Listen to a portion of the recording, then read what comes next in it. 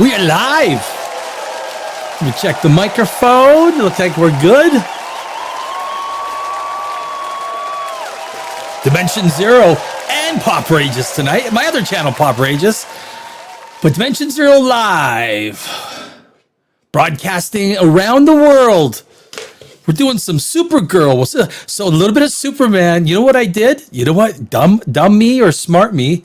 Good old, I'm Danny Alex, by the way. Thanks for joining me. I watched Superman BVS, Batman v Superman. I watched it yesterday, and right afterwards, I watched Superman 2025. I got comments. I got a lot of comments. I'll tell you what, Batman v Superman, if you haven't watched it for a few years, if you haven't watched it for a while, holy cow, after watching Supergirl, I mean, Zack Snyder has made some doozies, right? Zack Snyder's done The Watchmen. Though that's one of the best. Have you seen The Watchmen? That is a freaking fantastic movie. If you haven't seen it, right after this stream, you just plop your butt down and you freaking watch Watchmen. That is brilliant. Zack Snyder is capable of some great stuff. He is also capable of some stinkers. I mean, he is capable of stinkers, like real stinkers. It's like, who was that? Who let that one rip? That was Zack Snyder. It smelled like a rebel. Smelled like a rebel moon to me, baby. Rebel moon. Shut up. Shut up. Yeah, so we got to touch on Supergirl again. And I don't want to touch on what everyone else touches on. I got to glance over it. You kind of got to go into your own little space. We're going to do a little Superman, a little bit of DC. Safran is talking. I'm like, and this is why I left Los Angeles. Literally, this is why I left Los Angeles. The inherent stupidity of the corporate system that is the studio system in Los Angeles. Look, man, you've got to be, I always use this example, right? Big McDonald's, and say, just take McDonald's, take any company that's on the S&P 5000 that exists in this world today, even any mom and pop shop, any company.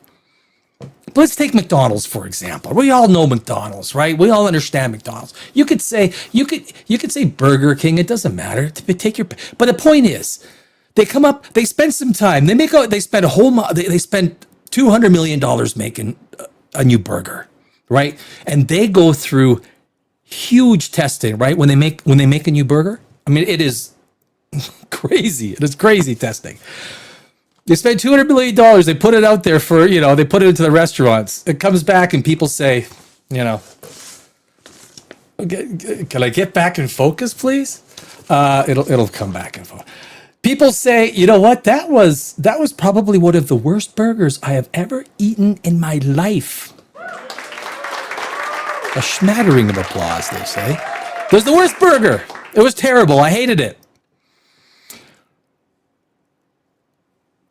And then maybe they make some changes and they put it out again and say, no, this thing sucks. People buy it once and they well, that's like the equivalent of DC, like James Gunn, right? That's like James Gunn and Safran over there. It's like, oh, no. It wasn't that you guys, it's not that you guys didn't like it. You have to understand. You have to understand that this burger is part of a larger mix that we're putting out. It's part of the plan. This burger is part of the plan. Most companies would go, okay, yeah, you know what? We messed up. This burger sucks. We messed up. Total screw up. We totally messed up. Except the studios in Hollywood. They will till their very last dying breath. Even though it's a movie as bad as Supergirl, they will still stand by it and go, oh no, it's good. It's a good movie. I don't look, it must have just been some timing issues. It must have just been timing. If we would have released this movie 2 weeks later, if it wasn't in, we have FIFA going on. We've got what else do we got going on? We were right after Toy Story. Well, you could have picked that. You could have delayed it. But they always come up with an excuse. They always come up with an excuse why their movie bombed. But they'll never say bombed. It's always a success, right? Always a success. So we got to touch on Supergirl, and the numbers actually went down on Supergirl. I'm gonna touch on and the same oh my god. I've mentioned, I spent 20 years in Los Angeles. I left the city. I didn't want anything to do with the studio system. I'm an award-winning screenwriter, and I've never sold one of my screenplays. Many opportunities, and I said, no, I'm not going to sell my screen. You when you write a screenplay, a good screenplay, you lock yourself away for months. And then you write and rewrite, and you read and reread. You read and then you get a couple of friends and you know what? You got to pay them some bucks. You can't just expect someone to sit there and spend 2-3 hours reading a script and putting in. You pay them. That's how you get genuine. Hey, mom, read this. Read this, mom. It's like if you ever seen our script, we're gonna go through a couple of scripts here on live. We'll go through like the Alien script or what some of the more prominent scripts. One day, so that everyone could kind of get a good idea. But the entire system in Los Angeles. So you have someone with Supergirl, and she's writing the Wonder Woman script right now too, right? She's writing.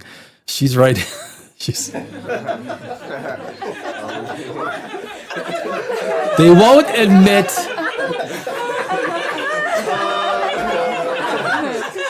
They won't admit it. They will not admit it's a terrible script because they approved it. Well, it can't be a terrible script because we approved it. They can't admit it because they'll look like idiots. Did you read the script before it went into pre-production? No.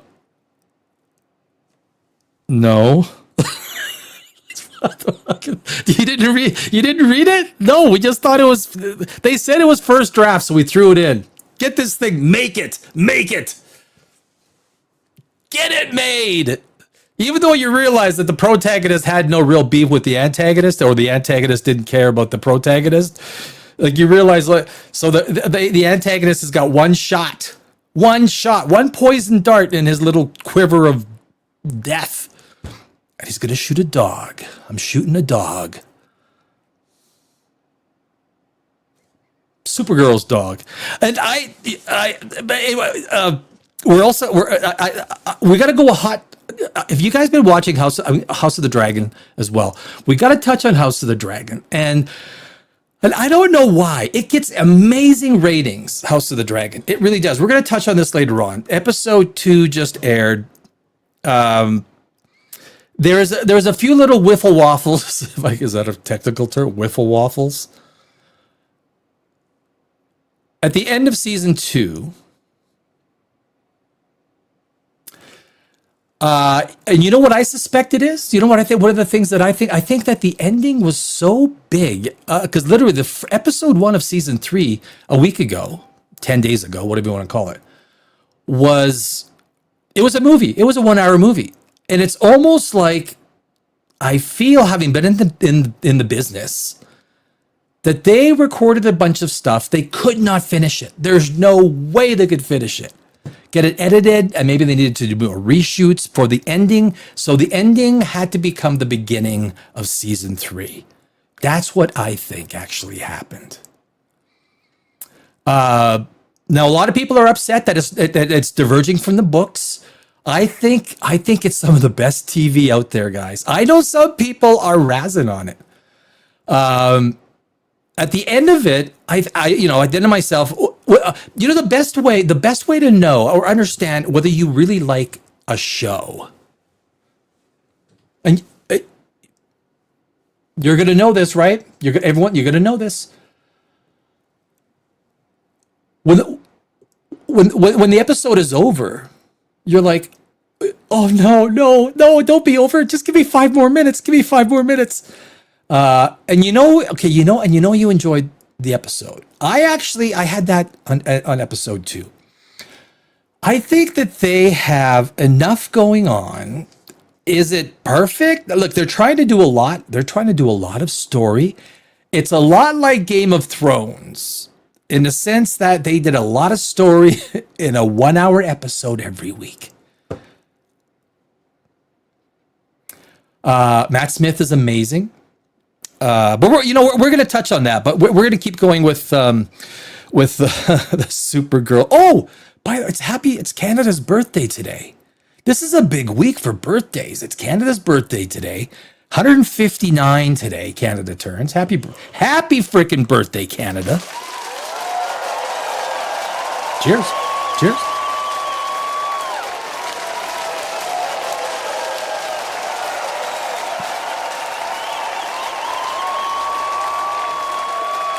Happy birthday to you. I should have a birthday song lined up. You know what? Can I do? You know what? Sometime I gotta check. Make sure. Happy birthday to you. Happy birthday to you. All right, that's enough of that. Or I mean, what another kind of funny. Nah, I don't care about it. And of course, on Saturday, which is where I was going to start the Poprageous again. I'm starting the Saturday night show again.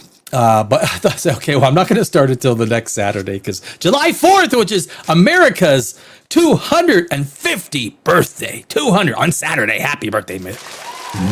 and Mrs. America. That's on Saturday. It's a big week. It's a big week.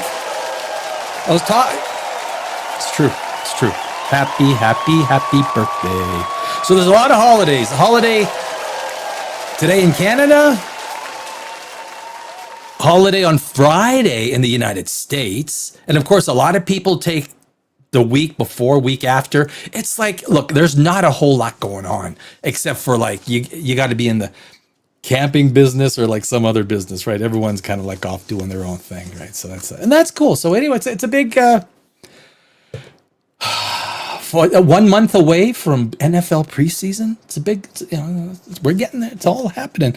So guys, Supergirl, let's get back to Supergirl and we'll keep this. Now I want to touch on the whole idea of is in this show today still, is DC finished? And I also want to touch on some of the sci-fi stuff. And I also we got to touch on Snyder versus Gunn. Like I say, I watched Batman v Superman. It gets sloppy halfway through when they start getting the whole motivations, and the motivations kind of like, geez, I wish I would have been in the same room with Snyder. It's like, wait, what are you? What? Well, you can't do it. Anyway. It's coming off of Supergirl. If you've watched Supergirl and then you've watched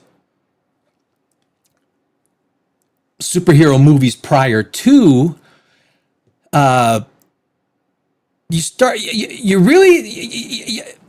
there's this James Gunn divergence. James Gunn is putting so much, but the problem with James Gunn is, and having watched Superman again yesterday and actually part today too, so I'm kind of very fresh off of it.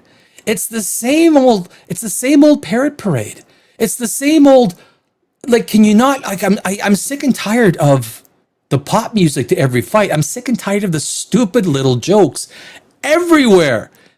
Because what jokes do, when you put the joke at the wrong place, it removes the tension.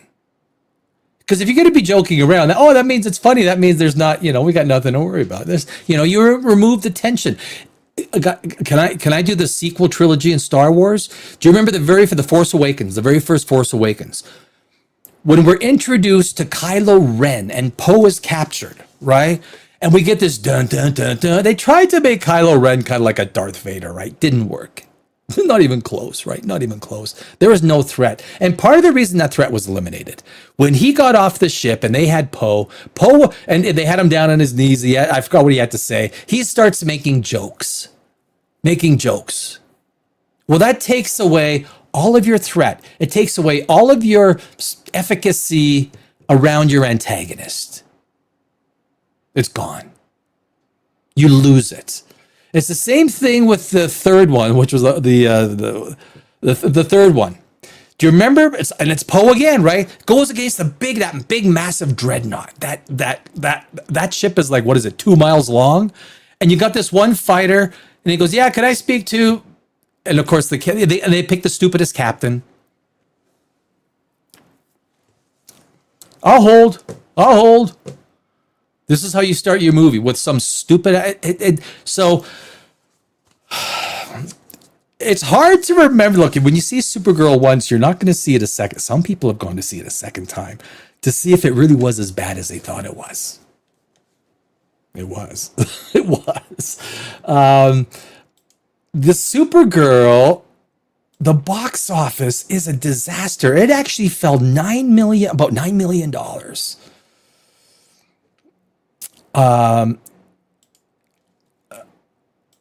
Mojo, share the Mojo. I'm using. I'm going to use box office. Mojo. Oh, that's Supergirl. Oh, that's the other Supergirl. Let me because I want to show that for. Or is that the one I got on? Oh, okay, that's the one I got up. I think I backed this out. Yeah, that's what I did. Okay. And here's, and I don't know if you guys are, I remember when I heard Supergirl was the second movie, I'm like, what? You got Livy, look, James Gunn, holy fire knockers. You've got the entire slate of DC at your fingertips. You are like the Lobo of DC. You could do whatever you want. You can pick and choose. And it sounded like Batman wasn't in there. And you should have said, look, drop the second Batman. I'm taking him. If you're going to do Metropolis, you're going to do Gotham right beside. That's the first mistake. So you're going to do. But anyway, it was. Now, this is after Tuesday's. These are after Tuesday's numbers. After yesterday's. 74 million. It was supposed to be 60. It turned out to be the numbers dropped on over the weekend. But this movie will not break 200 million. It is going to have an 80% drop this weekend. And and of course everyone looks for excuses. Why is this happening? Why is this happening? I don't like what's going on here. Can I just do this a little bit? There we go. Let me just do that, guys. Everyone's wondering, why is this happening? What happened? What happened? Maybe, I'm just thinking this is just a maybe. You might want to put this in your arsenal of maybes. Maybe this movie was just a really shitty movie. And just admit it. We effed up.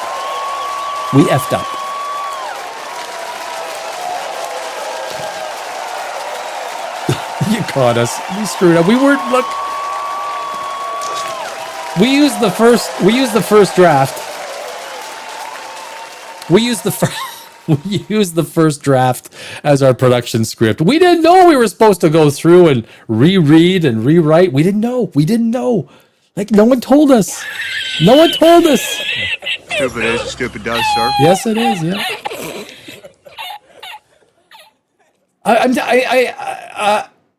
As a screenwriter, guys, I'll tell you, like, when I write a screenplay, I write it once, then I rewrite it twice, 3 times, 4 times, 5 times, 6 times. I got I go to V1 into the 100, right? Starts off at V01, and it ends up V into the over 100. And I got 2 guys who read all my scripts, and I throw them like $100, $150 per read. So you want to make sure, that you're giving a copy because you want independent eyes. You need independent eyes that will tell you this part sucks. You need something to tie this. This doesn't make sense with this. I don't even care about this character. Why is they will, so they said none of this happened. If you watch this movie, you realize that this is a garbage. This is a classic. This is there is so much material that can go into university classes for creative writing. Here's how not to write a screenplay. It is unbelievable. The amount of garbage, which is why I left Los Angeles and the studio system, which is why I'm going to be making my own movies through Poprageous and Dimension Zero. So if you support Dimension Zero and Poprageous, you are supporting my independent film efforts. And you can check me out, Danny Alex. I have hundreds of awards in screenwriting. So anyway, it's look, it's always nice to have anyone watching and listening. So it's but anyway, when you're at the frickin' DC Universe level, my friends, DC Universe level, we're talking the piece de la resistance as the top, right? He's at the very top. I think France might win FIFA this year, right? Just to throw that. Maybe France might win. It's crazy. It's crazy. So anyway, here's the thing. If you go back and you think, well, if you go back to Supergirl 1984, now I graduated high school in 1985. I remember this movie. I remember it. This movie had a budget of 35 million. Domestic, 14 million. It was a bad movie. I remember. International, 0. And here's the thing. This is your clue. Audiences around the globe do not give a damn about Supergirl. So when James Gunn, when he put his little thing on there and he had Supergirl on there,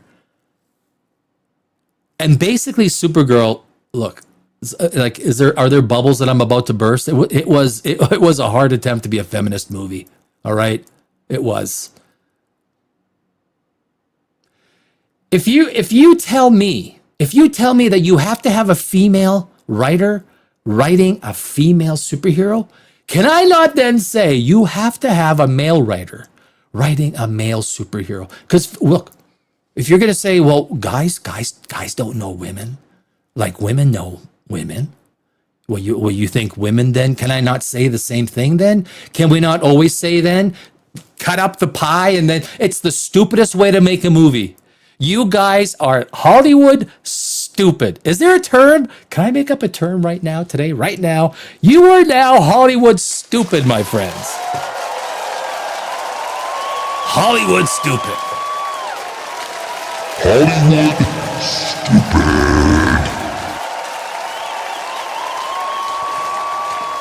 I don't even, there was a time, anyway, I wanted to make that point. Was there something else I wanted to show? Not just, yeah, you know what, is there, let me, oh yeah, maybe I will show that. Maybe we should show this, yeah. So, I gotta pause this. This is exactly what, you know what, you go on IMDb and you got this video playing in the background. This is how they will nail you for that video playing in the background for content. I swear to God.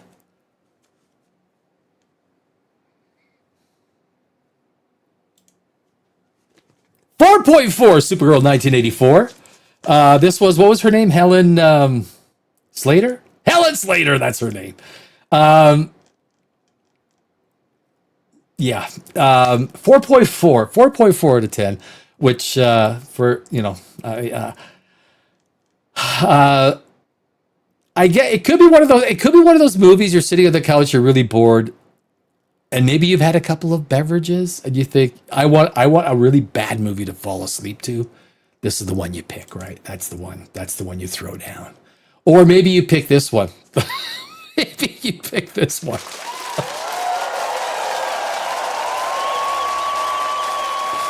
Happy birthday, Canada. Happy birthday. And you know what? If you're having a birthday, happy birthday to you too. Oh my God.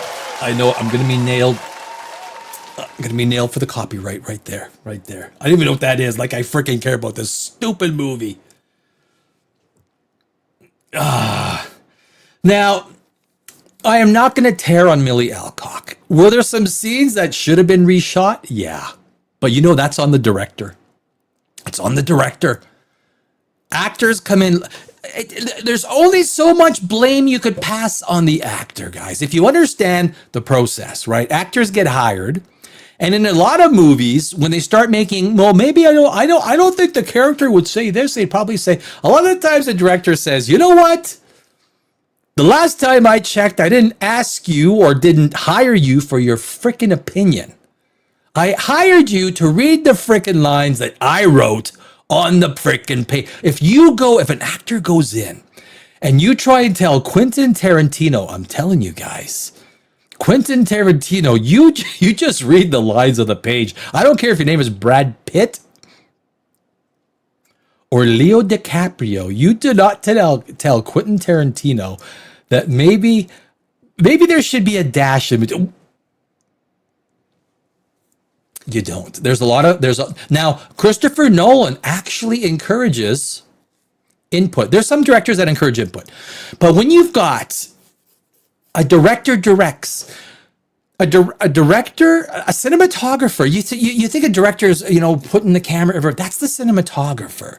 Now, a director is the conductor. So a director will tell the cinematographer, I don't like the lighting, or I don't like this. I want a shot like this, where the light comes in from here and this and that. So, and then the cinematographer's job is to go and construct it, right? A cinematographer is an expert when it comes to camera lenses, cameras, angles, lighting, reflection, all these different things, right? With help from the lighting people and everything else. But the director, and their biggest job is to direct the performance of the actors. Now, if you didn't get a scene, now there are some drunk scenes with Millie Alcock that was like, okay, really? Was that your best take? And if that was your best take, why wasn't there one more take?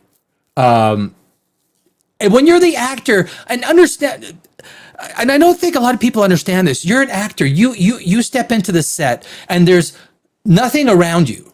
There's maybe some green screens on your right side. There's nothing over here, and you're like, okay. And you need to put your complete confidence that the director and the lighting people and the effects people know what they're doing. And the director tells you, here's what I want from the scene. Here's how I want it acted. Here's what I want. And then you take one, and then the director says, no. I want this, that. I need more, whatever it is. Director directs. And if he doesn't get the scene from the actor or actress the way he wants it, you reshoot, and then you reshoot. And if you're not getting it, you rewrite. And if you're still not getting it, well, maybe you got to drop the actor or actress, or whatever the case is, right? Or maybe you drop the director. Hey, didn't I get some applause? I get no applause.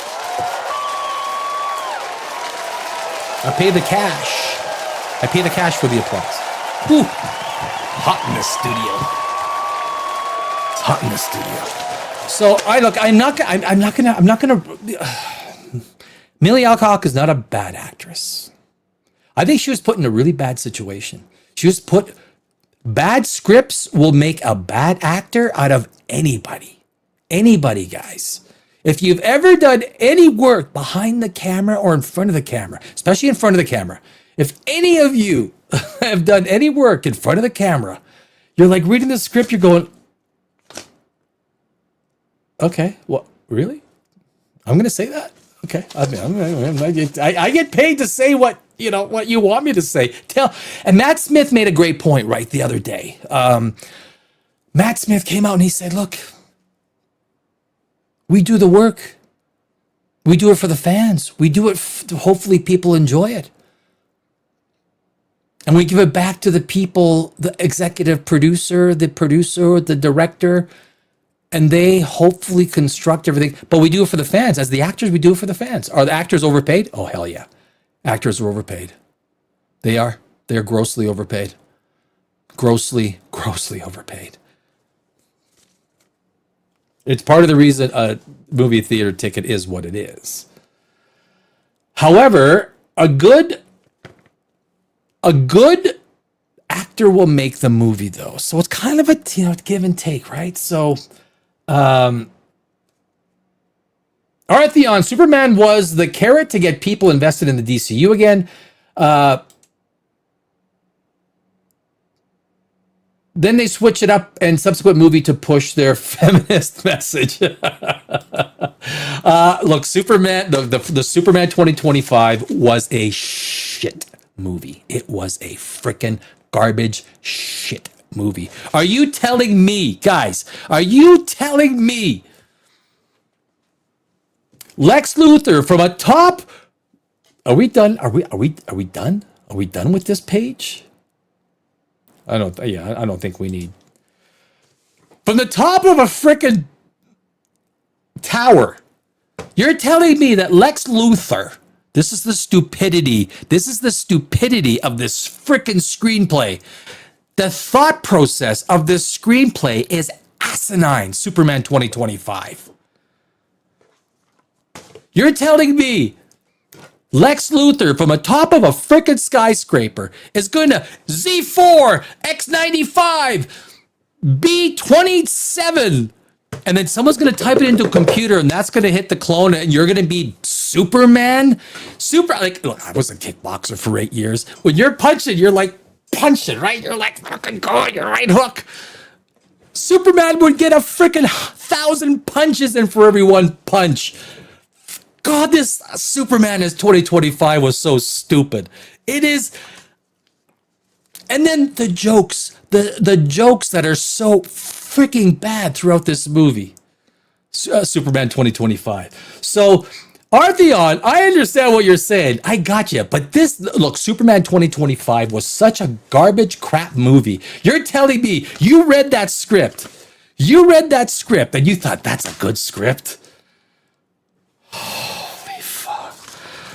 I mean, how stupid do you think I am? Well, pretty damn stupid, I'm thinking, right?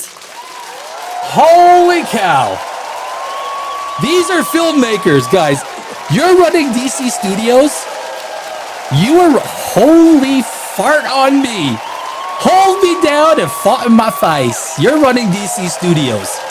Writing scripts like that. You are... I'm better now. I'm better. Frodo! How did Boromir put it? Frodo! A madness took me!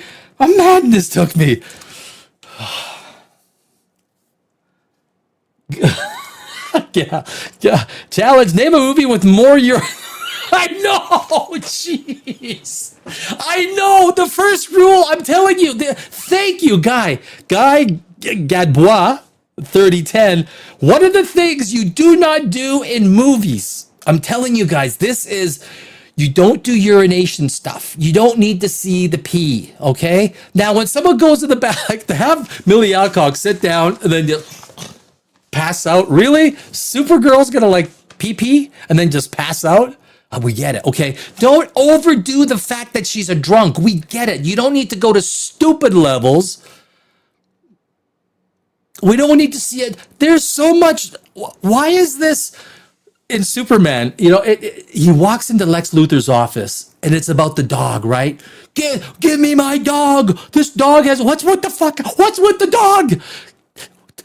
James Gunn. Come here, James. What is with this damn dog? Enough of the dog. Is Crypto and Clayface? I need a drink. Happy Wednesday. Happy Canada Day, by the way. Happy 4th of July on Saturday. Big week. Yes, Guy, I know, my friend. I know. Hey,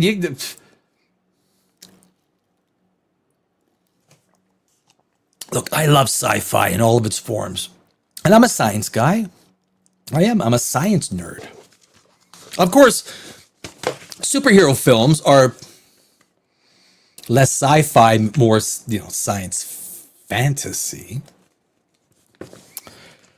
But yes, I mean, it is amazing how... Okay, you know what? Okay, let me see if that's all I wanted to do with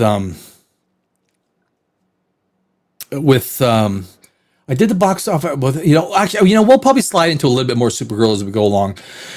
But so guys, I watched, and I urge you to do this. Can I get back in focus, please? Can I get, That might help. So I watched, and I urge you to do this because I had a great time. I really did. I watched Batman v Superman yesterday. I wanted to watch Batman v Superman. I haven't watched it for like 2-3 years. 2 years at least. 2 years.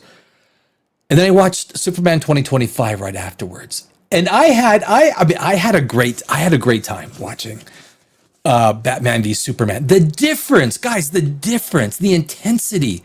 You realize how good Henry Cavill is. You realize how good Ben Affleck was. And you know where I got tingles up my spine again? And I want to read this off. Guy, let me get the guy here. There's probably a popcorn bucket for the damn dog in the next Superman film. I am regarding the next Superman film as a comedy. Okay, I am literally. It will be a comedy, my friends. See, yes, guy. Artheon. I just watched Minions and Monsters. I want to see. I like the Minions. Marching suffragettes in it, and a conversation between the two characters about women's rights and toxic male behavior. Are you serious? No. Are you really? Oh, Hollywood lives in a bubble. Like I say, Artheon, I was in Hollywood for 20 years. That's why, as a screenwriter, this is Dimension Zero and Poprageous are my own studio to start. Just like the guy from Obsession, just like the guy from who did the Backrooms. I have award-winning screenplays that I want to put. So, like I say, if you're watching and supporting Dimension Zero or Poprageous, you're supporting my stab at independent movies. I would love to just stick it. I would love to open up just like Obsession did, right? Open up with Mando and Grogu and then just absolutely kick their ass. Kick their ass.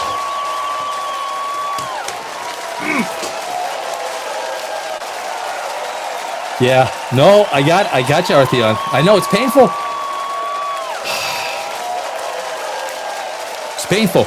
And it is why I didn't sell any of my screenplays at the time when I was in Los Angeles.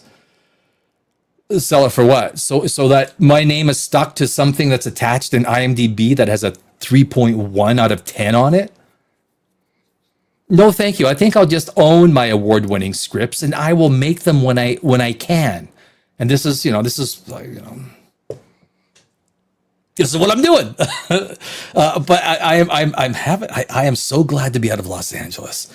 There's a lot more stories which I will tell here on Dimension Zero Live and Poprageous. So I'll stick around. I got some stories, And I got some red wine. I'm running out of. I'm going. It's Canada's birthday, for crying out loud. You got to celebrate it, and then on July 4th, you got to celebrate that.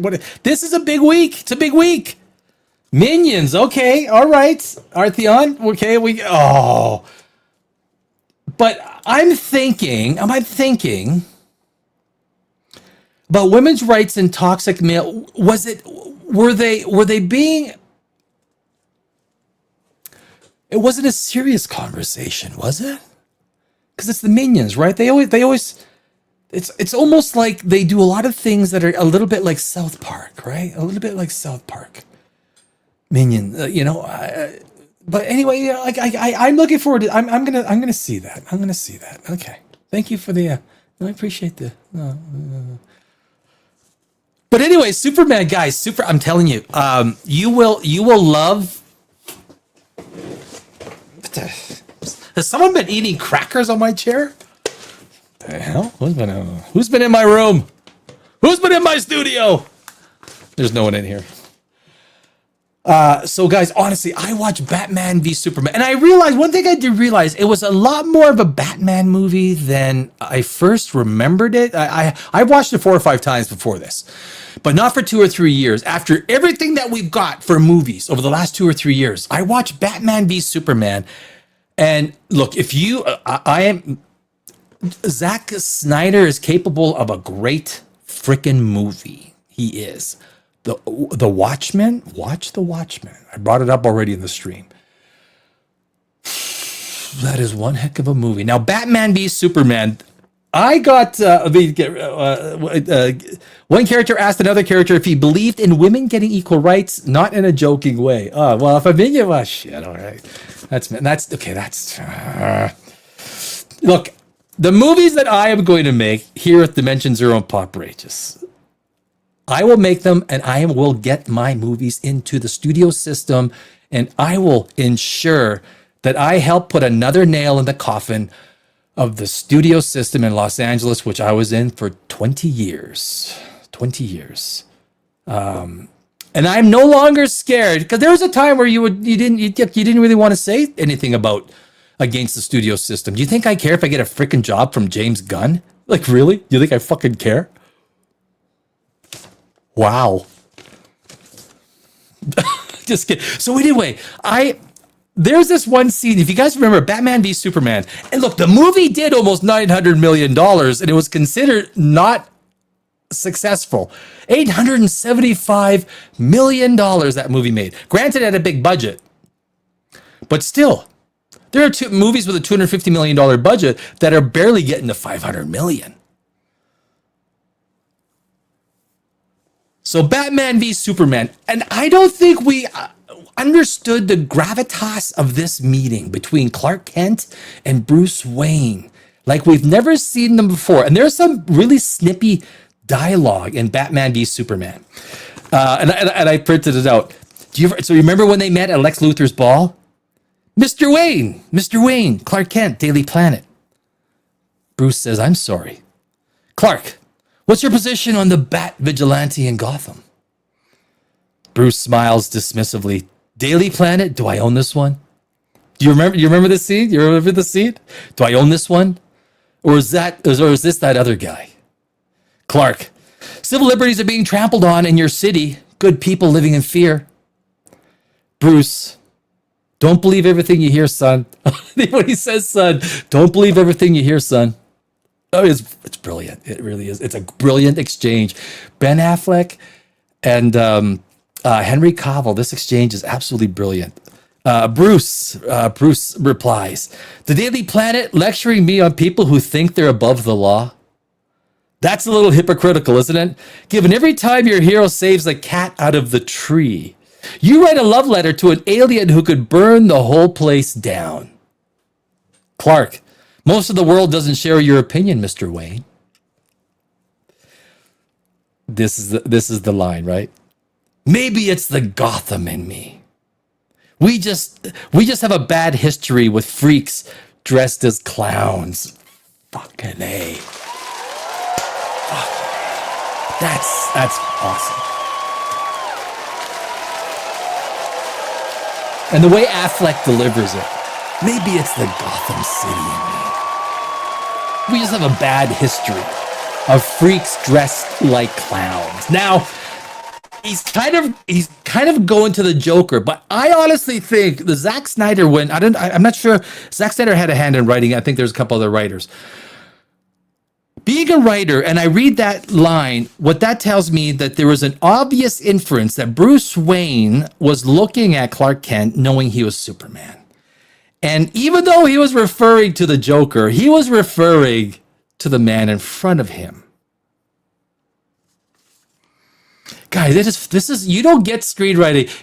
Did we get anything like this in Superman 2025 or Supergirl or any MCU in the last few years? The Flash? Maybe it's the Gotham City in me. We've just had a bad history with freaks dressed like clowns. I mean, the exchange between Clark Kent and Bruce Wayne is absolutely awesome. And then we get introduced to Wonder Woman. It is the first half of that movie is an awesome setup. From a screenwriting perspective, it is a 9. It's when Lex Luthor starts coming out and doing his little manipulation. You're like, what? Okay, wait, what? Wait. Okay, wait. Let me get this straight. Okay, I need to understand. So someone who's going to kill who, and that depends on whether Martha kills. Okay, I gotta understand. Okay, and then what? But the whole, it could have simplified this to make it work really well. He could have. First off, Superman should not have been strong enough to fly out. Otherwise, he could have saved his mother in about 15 seconds flat. Yeah, Batman, you're a regular human being. You go save my mother. You go save my mother, and I'll go to the... No, Superman, believe me. That's where you just... All you had to do was to have Superman lying there weak. It's like, how long is it? It's going to be at least... I can't... 20 minutes. Whatever it is, how you write the dialogue. 20 minutes. We only have... you can see the tick. There's 10 minutes left. That's where Batman says, I got to do this. Let me do this. I will do this. I will save your mother. Because Superman can't do it. He cannot save it. And he is now relying 100% on the man who just tried to kill him. The irony is absolute, but the fact that Superman just flies out destroys the entire moment. And that Batman fight in that warehouse, like that's as good as Batman gets right there. Sorry, man. Christopher Nolan didn't even come close to that Batman fight with Ben Affleck in the warehouse. Not even freaking close. That's the best Batman fight. Period. Dot. Boom.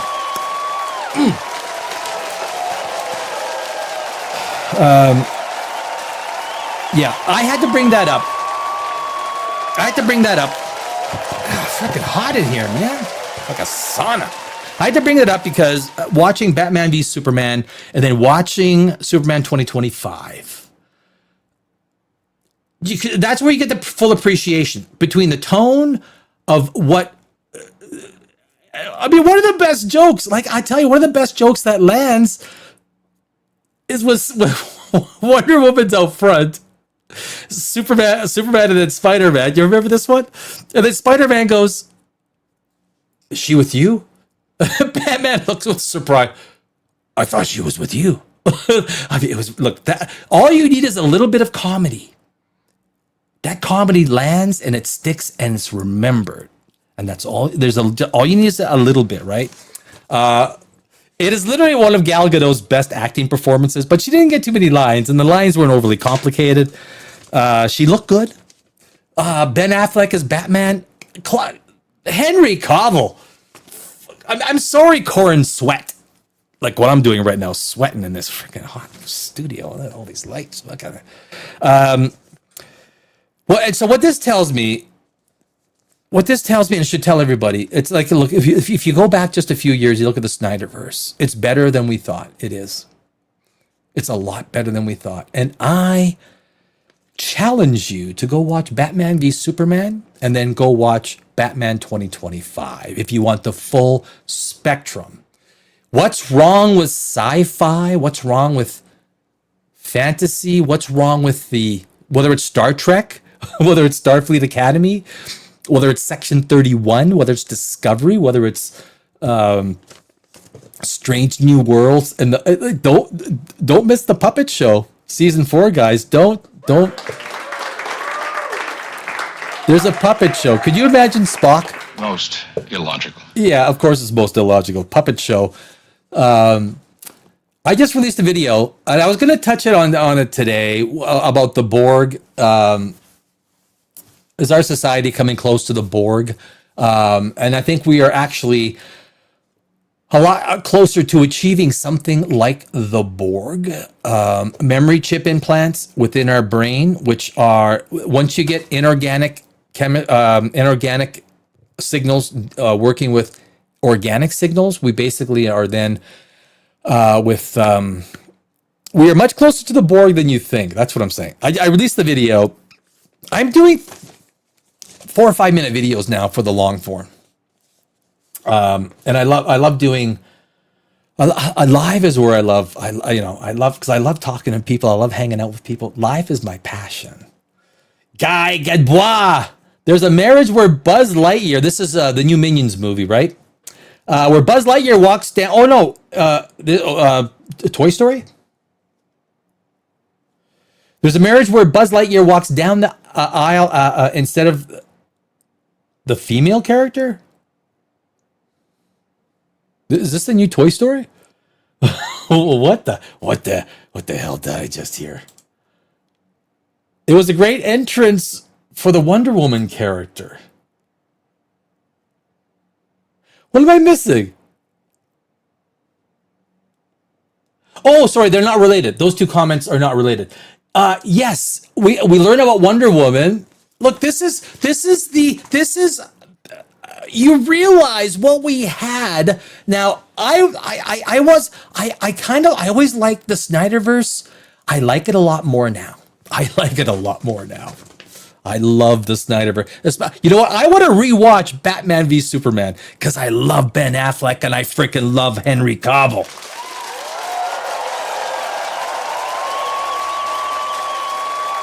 I mean, I will not swear, but the passion inside of me to be vehemently clear that these actors, look, Corn Sweat, he had a crap script, so he could be a. Okay, you know what? I just reminded me. Okay, I gotta show this. I gotta show this. So today on Dimension Zero, I want to do now. Nothing against, and I've been watching his streams for a long time. Actually, one of the guys that kind of inspired me to start doing streams. Gary, the Nerdrotic guy. I like the stuff he does. I don't agree with him on some stuff. I do agree with him on a lot of stuff. I like watching his streams. I think he understands the art. Because this is show business. This is show business. Make no mistake. But he says, and so I remember watching a stream. I don't know what stream it was. I think it was a Friday one. And I was making a video. And I looked up. I was like, what the hell did he just say? He said that he liked. And if he watches this stream, Gary, you got to explain yourself. Why you think a man wearing his underwear on the outside of the Superman suit looks better. That's really 1950s, my friend. So anyway, I thought, okay, I'm not sure. I think it looks stupid, okay? Corn Sweat, I think that is a freaking ugly Superman suit. I was like, okay, am I wrong? Look, I can only say the way I feel, right? He said he liked it that way. I'm like, what? Okay, wait a second. Okay, I'll go to my channel. Obviously, I'm not as big as him. I got a few years to go. He's had a few years on me. Give me some time. I'm coming. But I said, I just don't agree, man. I think he looks like he lost a bet. Corn Sweat looks like he lost a bet. If you lose this fight with Chuck Norris, you've got to wear your underwear on the outside of your Superman suit from now on. That's what.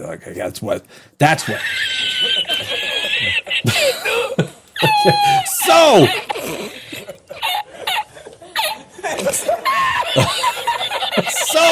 here's what I did. I did a poll today.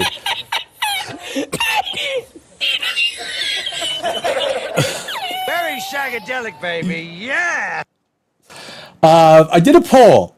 And in this poll, I said, do you like James Gunn's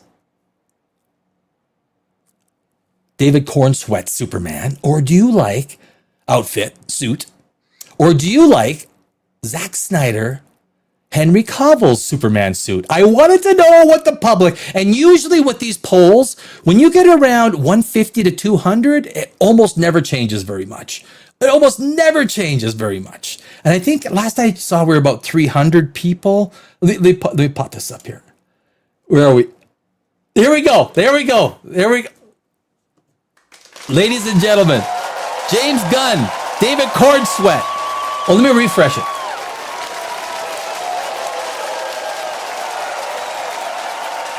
Now only 17, it keeps going down. 17% for the underwear on the outside, compared to Zack Snyder's 83%. Now 7 hours ago, I put this up. Yeah, it was 7 hours ago. Yeah. So, and so tomorrow we'll probably get to about 1,000 votes, but it won't change much. It won't change much. And so I was, and I always like to go. I'm a science guy, though, right? I'm a science nerd, total science nerd. I'm an astrophysicist by heart. I like math, the laws of physics, all this stuff. That's what I am.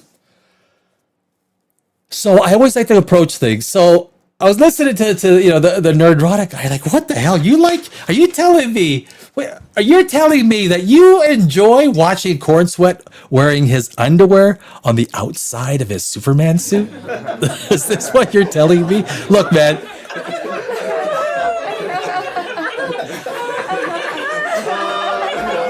Listen here, nerdrotic guy. What? I don't. Look, it's just a choice and it's an opinion. There's no right or wrong.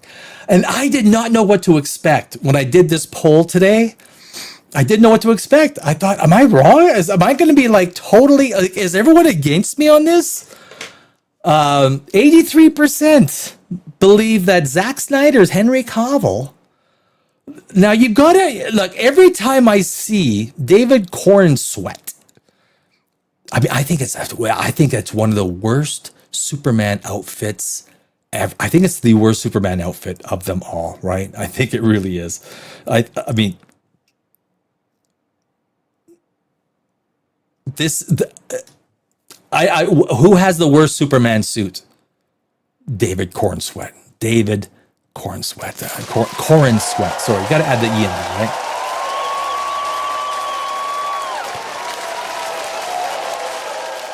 Everybody knows you never go full retard. Well, you went full retard with that suit. So anyway, look, I don't even know the nerdrotic guy. I don't talk to him. I watch his streams once in a while. And it's entertaining. I disagree a lot on a number of things, which is fine. That's what people are meant to disagree. No one can agree on everything. But anyway, thank God. Even though I'm not a religious man, I was like, thank God. Okay, I wasn't. I don't like men wearing diapers on the outside. It's literally, there's that old Chuck Norris one, right? Chuck Norris got into a fight with Superman, and the loser had to wear tights. Actually, the loser had to wear his underwear on the outside of his, Anyway, I was very happy. I was very happy to see that. So anyway, it's a big margin. Like 83. I might do another live show. Maybe I'll pop on maybe for an hour on Friday, and we'll just do a summary. We'll probably get to 1,000 votes on that. It's a slow week though. It's a very slow week because all the holidays. Big holiday week, my friends. Guy Gadbois. Oh my God, that Starfleet Academy show, dude. Look, season 2 is coming up, and we're gonna have some freaking fun with season 2. He's hooking. Damn, Rocky, what's wrong with you? Damn, Rocky, what's wrong with you? Oh. Can someone put a fan on me for crying out loud? Okay, I'll have some red wine then. I don't know what I'm going to do here. Artheon, he's got something to say. Would you explain how a successful director would normally pick a writer? Dude, okay. And why would Gunn pick someone with 0 credits? My friend Artheon, do you think anyone understands? Nobody understands, right? There is no rhyme or reason. When you are setting up a movie, when you're setting up any business, you want to always, logic dictates. Let me find the best person. Who's the best cinematographer for this? Who is the best lighting person? You might even go down to the very, who's the best caterer? Like who? Look, the caterer is more important than you think, because when everyone is happy, when the actors are happy, when the crew is happy, because the food freaking rocks, people do a much better job. I'll tell you, when the food is good, you are happy to come into work, right? You are. When the food sucks, you got nothing to look forward to. Artheon, I do not know. I do not know. And this is what we're talking about. Artheon asks, would you explain how a successful director, this is what makes, here's what I say to that, Artheon. This is what, and I've run my own businesses since I've never had a job. The only job I've had was a bartender when I was younger. I've had my own business. I've even worked on Wall Street as a market maker, as an economic analyst, on NYSE and NASDAQ. I've done a lot of different things. Why would someone hire someone with 0 credits? So if the person is not hired, and it doesn't if you're a PI, if the person is not hired because of their skill set, Is there a different skill set that they were hired because of? Are they friends with the right people? Here's what I honestly think. You want to know my honest answer? I don't think James Gunn knows a good script from his butthole. That's the honest truth. I don't think James Gunn knows a good script from his butthole. Now, I took creative writing at university. I took English. I've written a lot of things.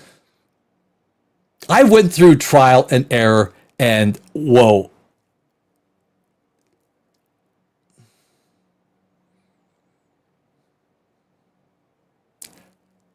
How do you read the Supergirl script and say, this is a good script? This is a good script. I'm going to pound my fist on the table. This is a good script, motherfucker. We start production tomorrow.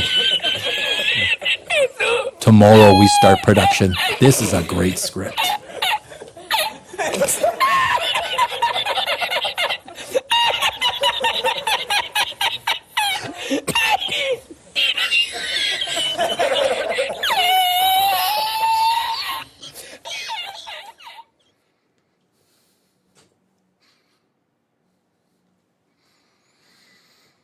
Guy brings up a good point here. I think she got the writing job because she matches the demographic of the target audience. Well,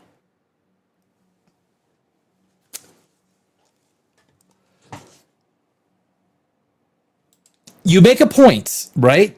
And here's one of the problems with the movie business. And I started off the show, I made the comment in a quick fashion. If you say that, well, every female character, female characters need female writers, can we not say then male characters need male writers? Do you think females understand the male psyche? So when I see a Captain America movie, when I see Cap, I want to see I want to see that dude go to town, right? And he did, right? The three Captain America movies are the best three movies in the MCU for phase 1, 2, and 3. The three Captain America ones are leagues better than the three Iron Man ones. Although the first Iron Man that's a doozy, right? That's a doozy. That's one of the best. Iron Man, the first one is one of the best sci-fi, one of the best sci-fi superhero Dimension Zero scripts ever written. It's the first one because they cared and they were trying. And they tried to understand the character and put those thoughts into the first script. The first Thor movie. Do you remember the first Thor movie, guys? Look, the first Thor movie is a good movie. We really started to understand that character because of that movie. Not the second one and not the third one. Certainly, Thor Love and Thunder taught us nothing about that character. The first Thor was pretty good. It was.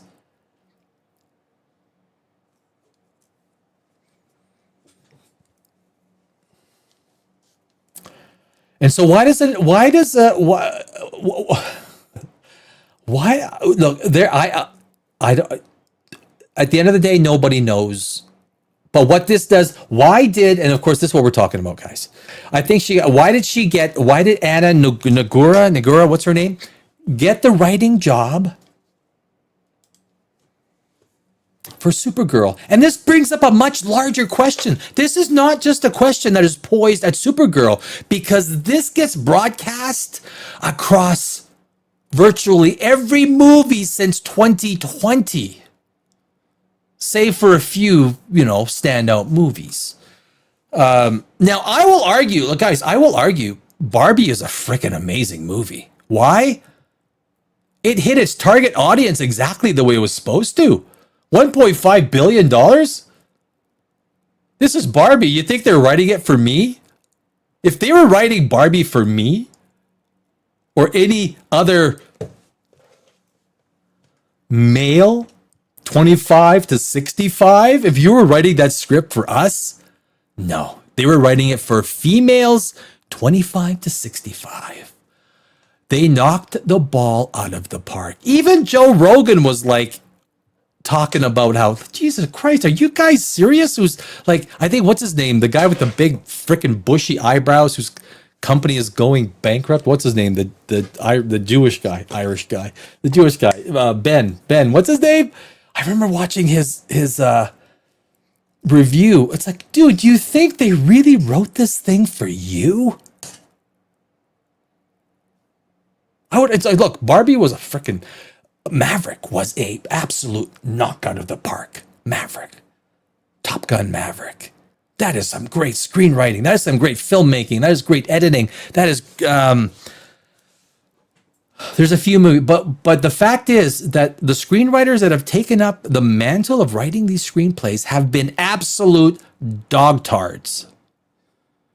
Where have look? There's a lot of talented screenwriters that are out of work and they've left Los Angeles. They're gone. They're done.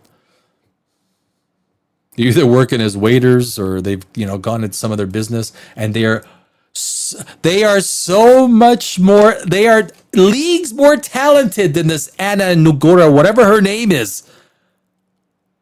Where does talent start and end? It doesn't. And this is why I left Los Angeles after 20 years. This is why I started Dimension Zero and Pop Rages. For my screenplays to develop just like the Obsession guy, just like the Backrooms guy, which validates my thinking, because when we leave Los Angeles and we have a skill set where we can create movies and theaters. So I write science fiction, fantasy, and horror. That's what I write. And I got some screenplays that have won hundreds around the world, all over the place. I never sold them, and I'm so happy I never sold them because I still have them. And this is my launching pad. So if you become a part of Dimension Zero Pop Rages, you're going to be part of my journey. My journey is going to become your journey. That's the bottom line. It is. And I'm going to throw a salty boot right up the ass of Hollywood because they don't know anything about business. They don't know. They still control some of the reins of power, but they're losing it. Obsession has proved it. Backrooms has proved it. Iron Lung has proved it. Other movies that are coming are going to prove it. I would rather watch a $1 million movie with a killer screenplay. Actors I've never seen before, but just a killer screenplay. We all do. Because when we get into the emotional journey of the character, and it doesn't matter which character it is, we don't need Leonardo DiCaprio for us to fall in love with a character. We just need some good scenes. Good writing, half-ass acting. Now you got me thinking who I hate more to direct a superhero film, Gunn or Waititi. Oh, Waititi. I mean, he's just got a new movie coming out, right? He's got a new movie. Waititi's done in superhero stuff. He's done. Guy, yeah. Si, senor, si. I was talking to my Mexican buddy today. Mexico is playing. Oh, England. I think England played today. Mexico is playing on Saturday, right? Saturday, I think. Against, I don't know who it was, but yeah. Neither one. I say this. James Gunn should not be running a studio. Bottom line. I mean, if I look now, let me jump. I worked on Wall Street for about 8 or 9 years as a market maker, economic analyst. I used to tear apart, balance sheets and cash flow summaries and the income statements, all that stuff. From a company perspective, if I was going to analyze what I see, if DC Universe was a separate company. If it was a separate company, standalone traded company, I would issue a freaking sell rating on that company. Why? You don't know what you're doing, my friend. You don't know what you are frickin' doing, James Gunn. You don't know. You don't. Just admit it. You don't. One Supergirl proves it all. You don't. Superman 2025. You got lucky with 2 movies. All of your ideas went into Guardians 1 and 2. And Guardians 2, like honestly, I can, like, it just takes some time. Have you guys seen like the if Batman, if like, you know, the Batman, they use the theme to James Gunn. I was gonna play it, but like other people have played it, so I'm not gonna redo what other people have done. It's classic. It's classic. So, but I do urge you guys. Cheers! Happy birthday, Canada! 159 years old in Canada today. Oh, Canada! Everyone out there, you know the lyrics. Should I pop up? Can I push up the lyrics for everybody? Our home and native land. I think America and Canada have got to come back together. Like sorry, Trump. I used to be very pro-Trump. I am much less pro-Trump now. I am. Sorry, guys. I am. I still agree with him on some things, but this is not the man that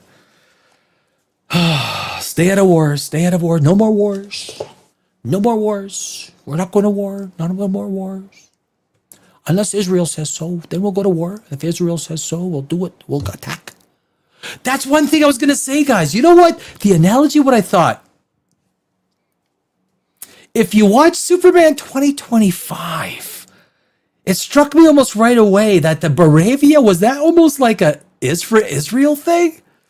Well, the government and everything was kind of forced into, like, you know, pushing arms in a direction that maybe wasn't popular, but the 80 billion worth of arms still went there I don't know.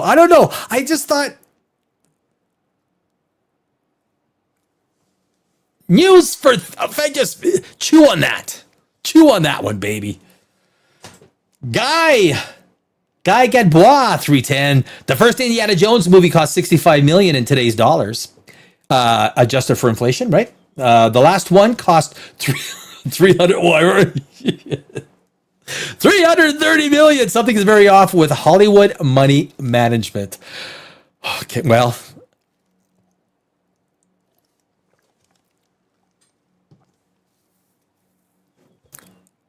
yes. Yes.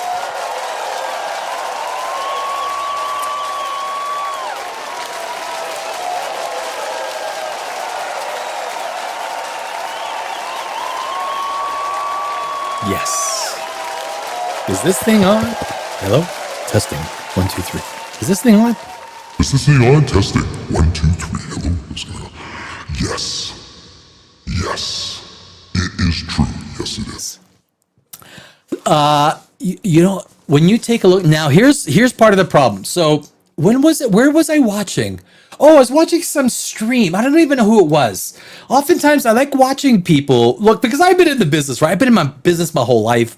Been on Wall Street. I've screenwriter in front of the camera, behind the camera, all that. So I understand the process. I even, you know, done editing stuff. I edit all my own videos. I do everything. Like I don't outsource anything. I do my own audio, EQ, yada yada yada. So anyway, with that being said,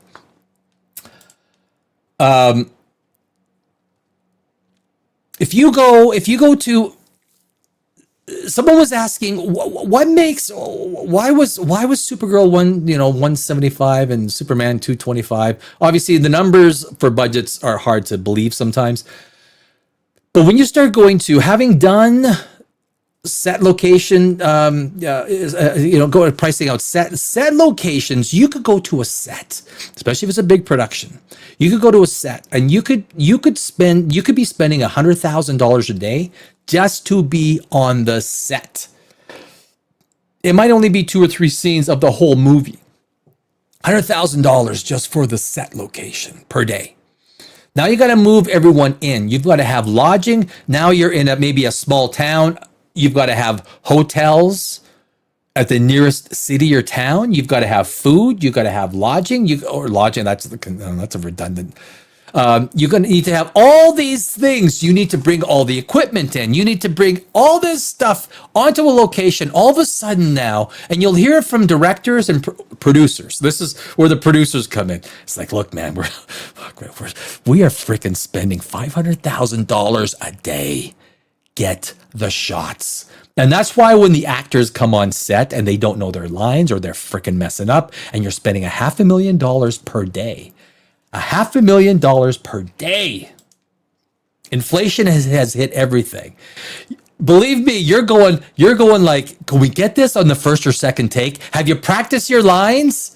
What do I say when you're like, oh my freaking God. The only way you get away with that, I tell you, the only way you get away with that if you're Henry Cavill, right?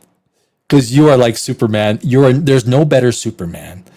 And right, you gotta be the schnitz of the role. But a guy like Henry Cavill is known for going on set prepared. This is why people freaking love working with Henry Cavill. The guy goes on set and he's freaking prepared. This is professionalism, right? Henry Cavill is a freaking professional. There's a few professionals out there that are sort of known to be that way. But when you have, and then of course, if you're you shoot within LA proper. Holy, that's why so much production have moved out. But when you got to fly people into England. We're shooting in England. Okay, well, you try and hire in England. A lot of times you go to Atlanta. Why do you go to Atlanta? Because there's an infrastructure in Atlanta. We can go to Atlanta. We can pick up all the equipment is right there. We can pick up actors. We can hire extras. We can hire this and that. All we got to fly in is the main cast. That's all we got to do. Same with Vancouver. You go to Vancouver, Toronto, Calgary is kind of getting that way. Obviously, New Zealand. New Zealand is a great place to shoot. England has huge tax credits. And this is where it becomes important, right? So there's a lot of factors, but everything costs food. You know, I just bought steaks today. Like I buy the good steaks, right? You know, like the marbled ones. I bought 4 steaks. It was almost $100. It was almost $100 freaking dollars. $100 freaking dollars for 4 steaks.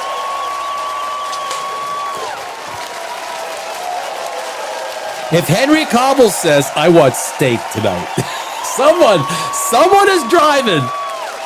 Someone is driving to buy a steak of Henry Cavill. But you know, Henry Cavill's like, he's the man is he will eat what, you know, he expects. Anyone who knows Henry Cavill knows. Gunn, Filoni, Kurtzman, these large franchises are being run by these guys. I know. What? You fail upwards. It's not a cliche. It's not a lie. It's not hyperbole. You fail upwards. What's going to change script-wise if the leadership doesn't change? I don't know. That's why I left Los Angeles, my friend. I wrote scripts. I mean, you can... Oh, geez. I don't know if I should do this. Not really my style to do this, but... for example... Okay, so on my website... okay.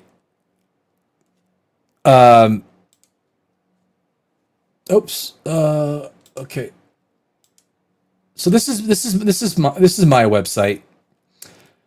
Oh shoot, let me and it's not to gloat or anything, but I mean I don't know if there's as many people that have won as many as me. But this is just so. These are the awards and the accolades that I've won. Actually, only since 2021. I stopped doing film festivals because I don't want to say I was winning too many, but I was actually winning too many. So you can see project title: The Sick and Awakening, Chapter 1, award winner, best unproduced screenplay, best feature screenplay, best horror script, the Honor Rose Film Festivals, Milan Gold Awards, the Vegas Movie Awards, New York International Film Awards. Some of these are very big, and so this is some this is some of my awards that I've won. And some of these are very big. Naples Film Awards, Red Dragon Creative Awards is big. Paris Film Awards, Legends End of Days. So these are just the awards that I've won. Still in the award winners. I still haven't got finalist. I'm not trying to show honorable mention, nominee, quarterfinal, finalist, and then this selected yada yada yada. Okay, that's enough of that. That's enough of that. Yeah. Okay, what the hell's going on here? The point is there are many people. So I never sold any of these scripts. Hundreds of every single day I get 10 film festivals emailing me saying, please submit your script, Danny, please submit your script. And I don't want to.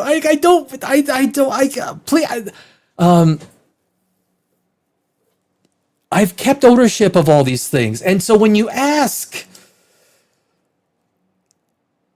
Artheon, so let's say if you're in my mindset and you spend hours, you spend weeks, months, years writing this stuff, perfecting characters, dialogue, all these things that go into a great story. What changes? Nothing changes. As a matter of fact, that will bring us to an interesting little interlude.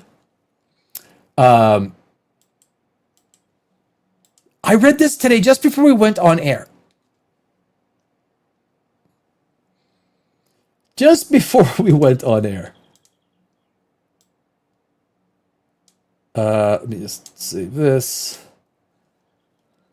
Where are we here? Oh, sorry, we're at the bottom of it. Let me rise to the top. Geeks. So this is on Geeks and Gamers. Love them or like them, it's up to you. Disney, guys. This is almost incredible. Disney eyeing Lionsgate acquisition to win back male and family audiences. Now, correct me if I'm wrong. You could win back male and family audiences by not being dumbasses. Am I right? Disney, would you give the screenwriting, the production, the creation of these movies back to people that do not have a frickin' political agenda? And if you don't agree with me, I don't give a shit. Go watch a different channel. If you're so vehement against me, unless you want to be here and you want to make the argument, I am happy to have the argument. But usually the people who disagree with that, because I'm just interested in the creative, making a great story. That's all I care about.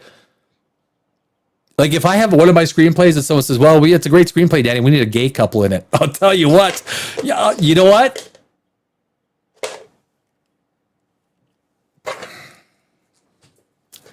I won't say it. I'm a gentleman. I don't want, you know what? Honestly, I don't want to see heterosexual sex. I don't want to see gay sex. I don't want to see transgender sex. I don't want to see animal sex. Well, no, maybe the animal. Watching two dogs is kind of funny. Maybe I'm okay with the animal stuff. The animals could be funny, right? They're so cute. They're so adorable. Little bunnies. Anyway, you know what I'm saying, right? You know what I'm saying? And you really think we need Disney? So Disney says, oh, we got no ideas left to win back the male audience. The families have left. We can't, we don't know what we're doing. We don't know. So maybe we'll buy Lionsgate. And maybe, really? You don't know? You have got all these properties and you don't know what to do with them. I don't know how valid this is or what the source is with this. As Paramount and Warner Brothers Discovery merge, Disney is eyeing Lionsgate as a way back into the hearts and minds of the male audience and families it has spurned, according to Cosmic Book News. But is this move too little too late? You already own properties. I tell you what do we, Filoni. Look at, you know what, Filoni? Sit down. You know, we've enjoyed your tenure here, but maybe it's time to push on. Maybe it's time you just, you know, maybe you could produce episodes of Sesame Street or something like that.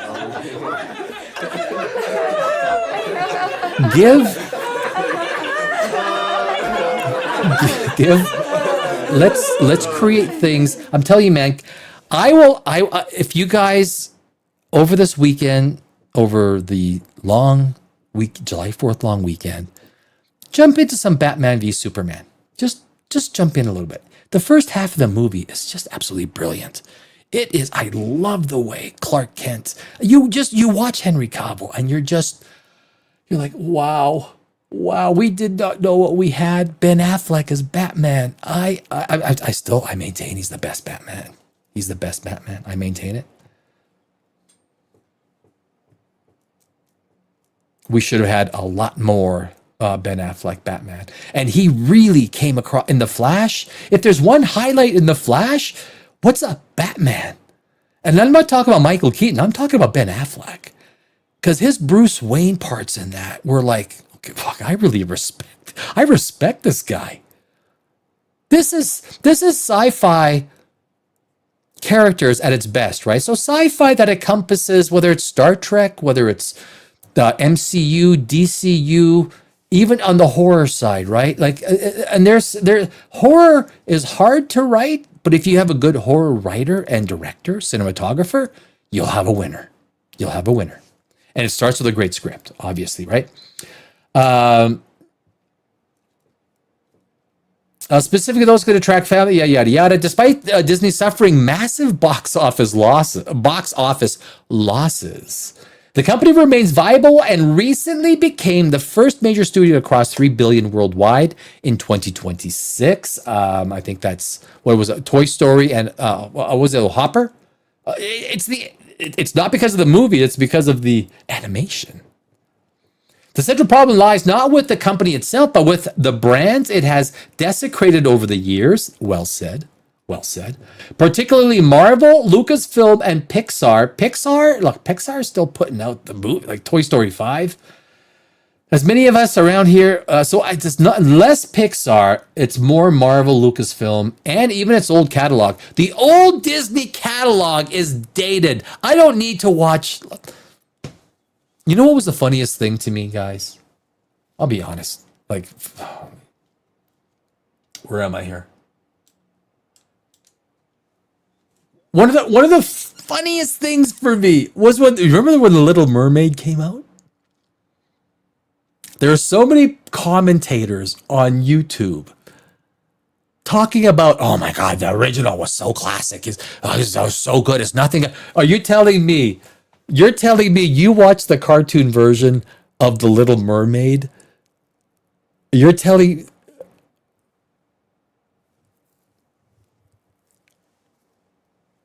I mean, really? If I was going to watch a cartoon, it would be Thundar the Barbarian. I wasn't watching The Little Mermaid in 1987. I was watching Thundar the effing Barbarian. Can we get a Thundar the Barbarian real action movie? Do you guys remember Thundar? Thundar.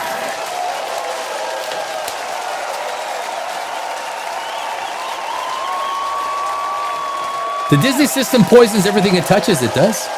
It's poisonous. It does. It is a ask James Mangold, for example. Yes, you could ask a lot of people. Disney poison is a poison that turns great franchises into a corporate cookie cutter, female based. Not based as in that's based. But female-inspired, feminist-driven, especially when you take male-dominated Lucas. Oh, wait a sec.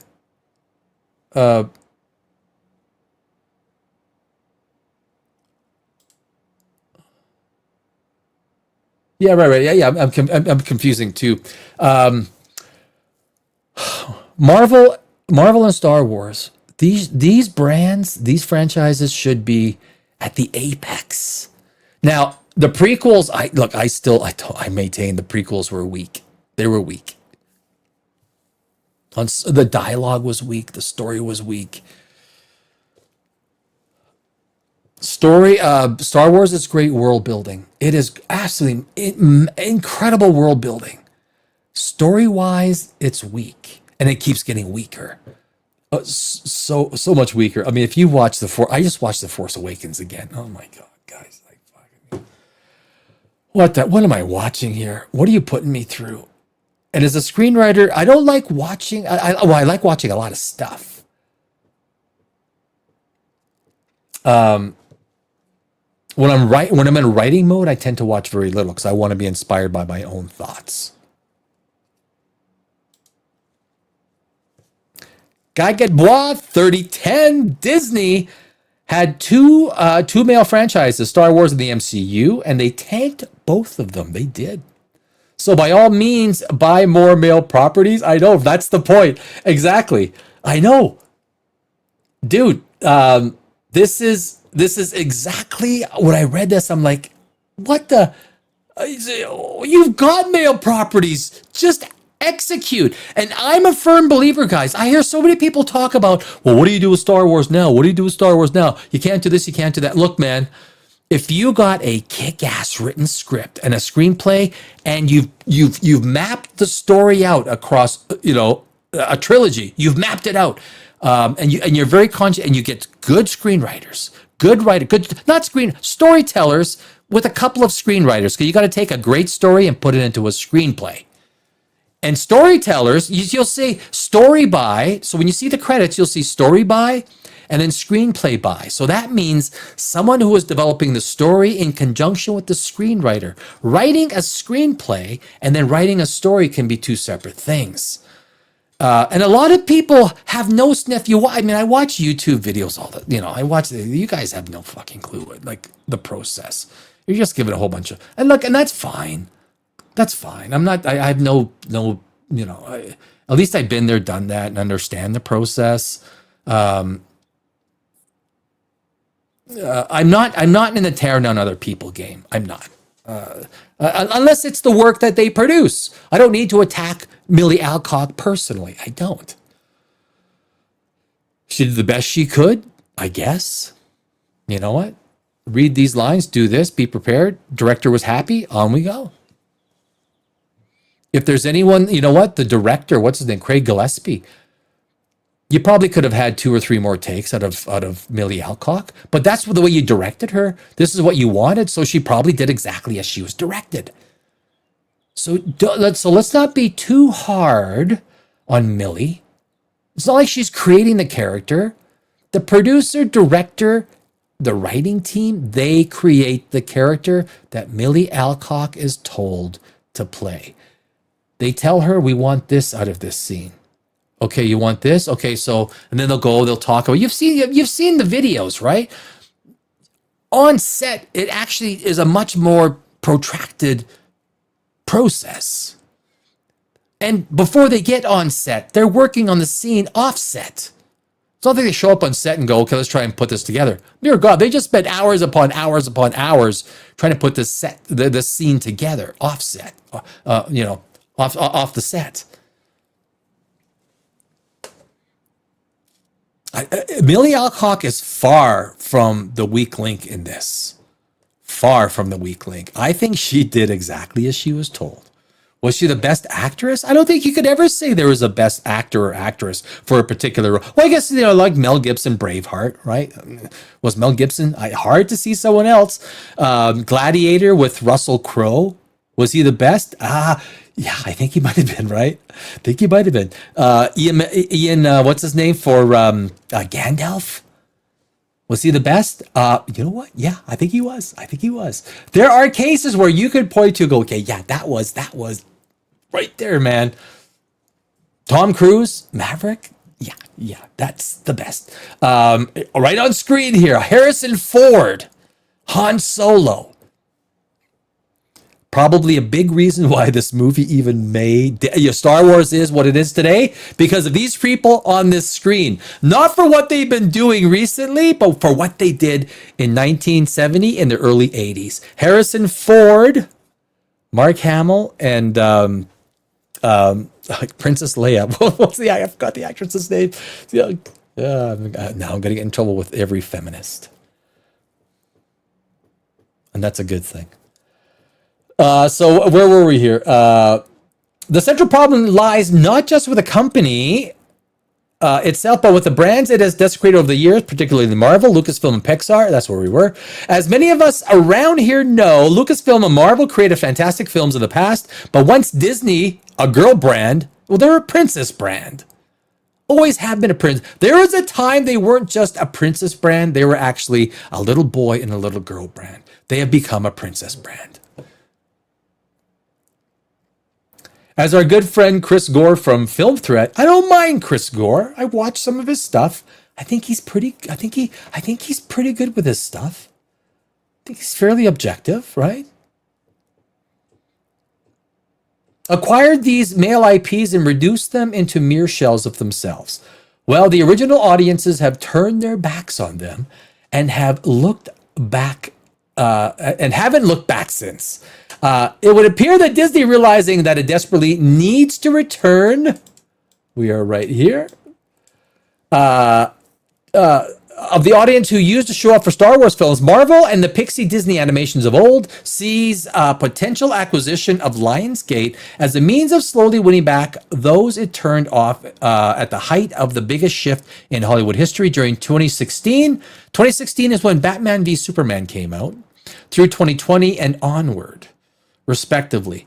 I was actually just thinking about, why did Endgame work? Why did the Avengers work with Thanos? Do you know why? Antagonist, protagonist, and stakes. Stakes. What was Thanos trying to do? He was trying to kill half of the living beings in the entire universe. They needed a mechanism. They had the mechanism, right? The gauntlet. Infinity Stones. They had the mechanism. So it was very simple to put together. We understood the stakes. If Thanos, who wasn't particularly evil, it's perspective now, right? He was evil in his intentions as we perceived them, which made him the antagonist. Because our Avengers were directly opposed. Because what happens if half the people die on Earth? We lose family. It's become personal. Now it's a personal fight. And they did some really good things with some of the characters, so we understood that personal thing. I think that's part of the thing why they did Hawkeye, where they introduced his family, introduced more family stuff, so we had that sense. They did a pretty good job. But we understood the stakes. The stakes were half the universe dies, and it's Thanos v. Avengers. We understood it. Take Supergirl. What are the stakes? 3 days and the dog dies. But the antagonist has no more connection with the protagonist. He's off selling brides. It's like, it's this slot-filled fest of, when we understand the stakes and the protagonist and the antagonist, and you start to understand why we gravitate towards certain, and this was the great thing about Captain America Civil War. The protagonist and the antagonist were the Avengers, right? And depending on what side you took, you could have looked at Cap as the antagonist and Iron Man as the protagonist. If you were on the other side, you would have looked at Captain America as the protagonist. It was actually really good screenwriting, guys. It really was.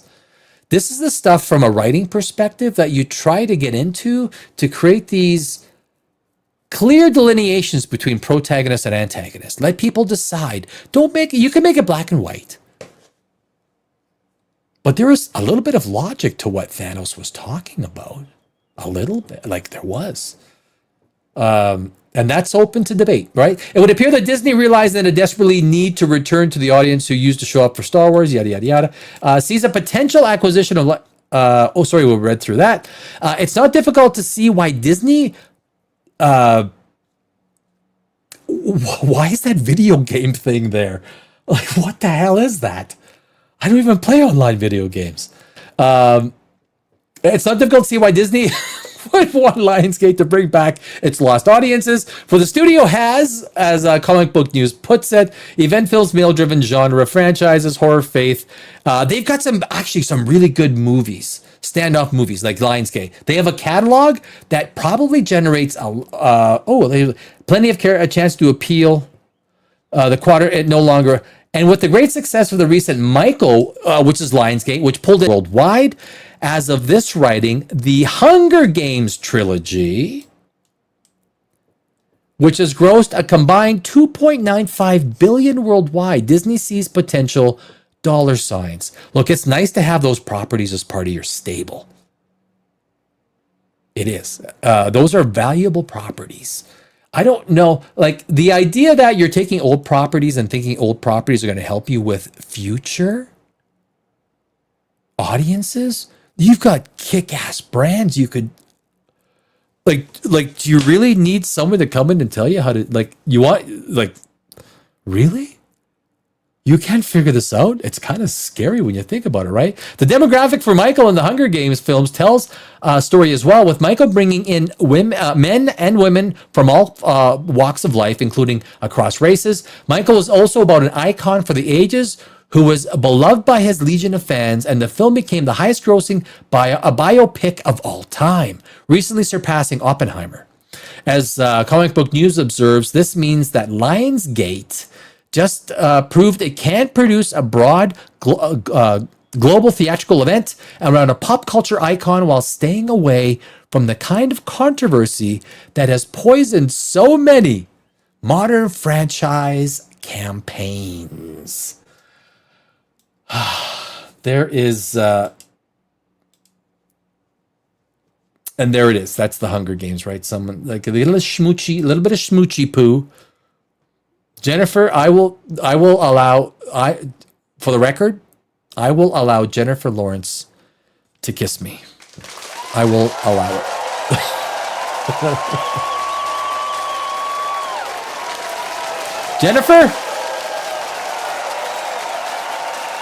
Jennifer Lawrence, you have full permission to touch me. Can I say that?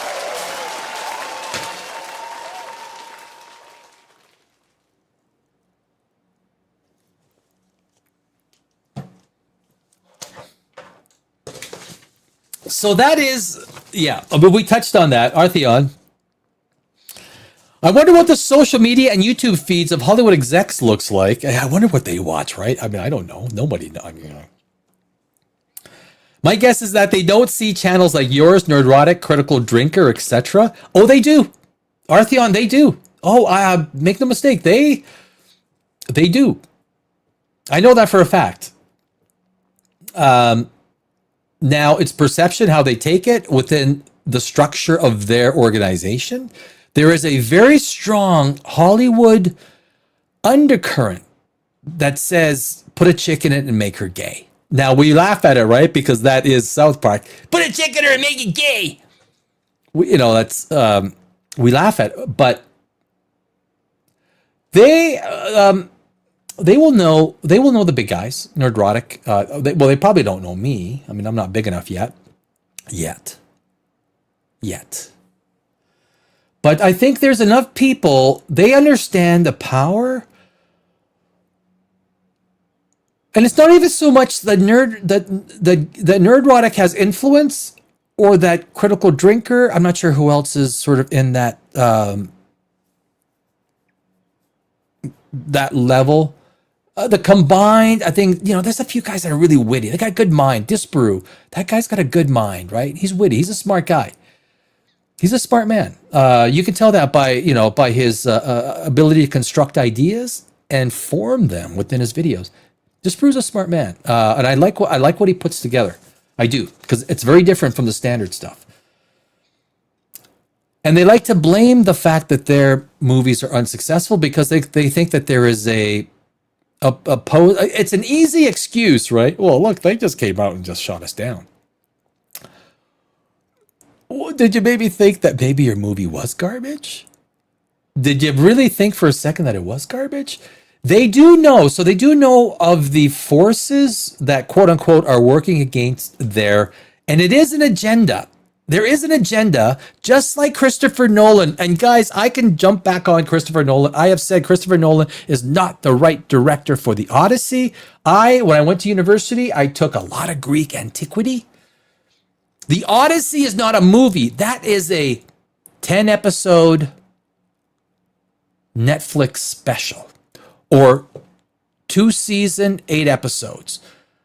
Odysseus goes to like 12 different places. There's 14 kind of distinct little events that happen within the Odyssey. What happens when he gets back to Ithaca is basically 2 or 3 episodes. I don't know how Christopher Nolan is going to take this massive post-Iliad. It's post-Iliad, right? This is the Odyssey is post-Iliad. And I don't know how he's going to do it. I'm not a big... look, when the casting came out, I love Matt Damon. I do. I like Matt Damon. I don't like Matt Damon as Odysseus. I don't. I love Tom Holland. Tom Holland is the best Spider-Man. I'm not... I don't like the casting. Maybe Charlize Theron. I don't know. You cannot tell me if you're Greek... And Helen of Troy is not...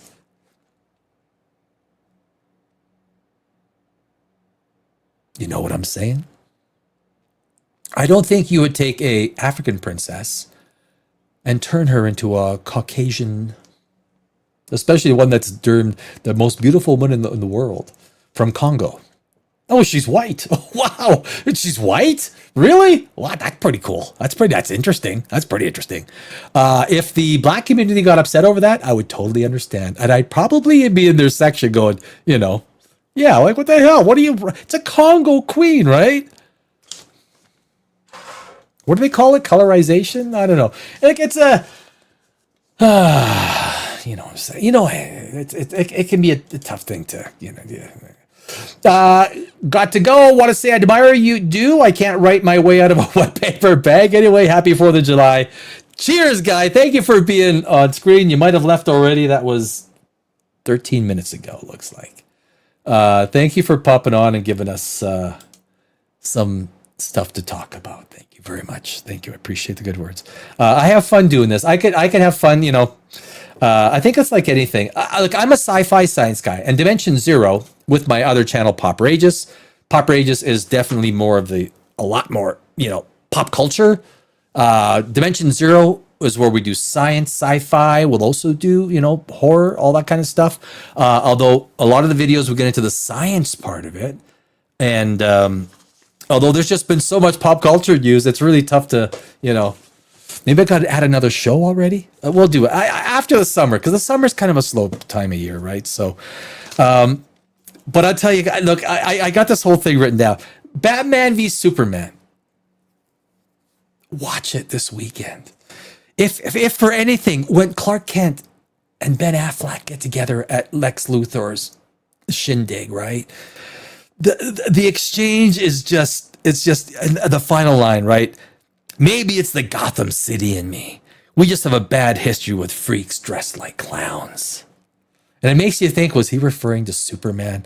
There were some pretty intense scenes at the end. Like, again, what I would say is like, okay, you created Doomsday. You created him at nighttime. And you created him in like this bubble. So there was no sunlight getting to him. So if these creatures rely on sunlight, you made him at nighttime within a bubble. So he couldn't have been at full strength. But anyway, this isn't even science fiction. Science fiction almost relies at least on somewhat of theoretical physics, almost, right? Science fiction. Some sort of formation. Sci-fi in the form of superheroes doesn't. You got to buy the shite that they're putting down. Because when you think like the eye things, what I would think as a science guy, it's like, okay, you are producing, I don't know how, you're producing like 1 or 2 yotta joules of energy. First off, that would be enough to melt the Death Star a million times over, right? You're creating so much energy. Where are you getting this energy from? Now, if you're saying from the sun, I mean, the amount of energy you would have to store would be beyond. It would be like a 10,000 Enterprise Ds, right? It would require 5 billion kilograms of antimatter. But this is the sci-fi the duper person universe. You don't have to explain any of it. In science fiction, Star Trek, Star Wars, you need to go to the point where you got to explain something, man. Start making stuff up. Make up elements. Make up this. I don't care what you do. Make subspace. Make up your dilithium crystals. I don't care. Explain it, my friends. Explain it. Make up all the techno babble you want, but you got to start explaining it, right? It does bring up to I think one of our we didn't even get to hot D yet. But we'll finish this off. We'll get to some hot D because I got some things I want to say about hot D. House of the Dragon, guys. House of the Dragon. I got some wine left in my cup. I do. Happy birthday, Canada. Happy birthday. 159 years old. Canada. Today. 250. On Saturday, America is 250. 250. 250.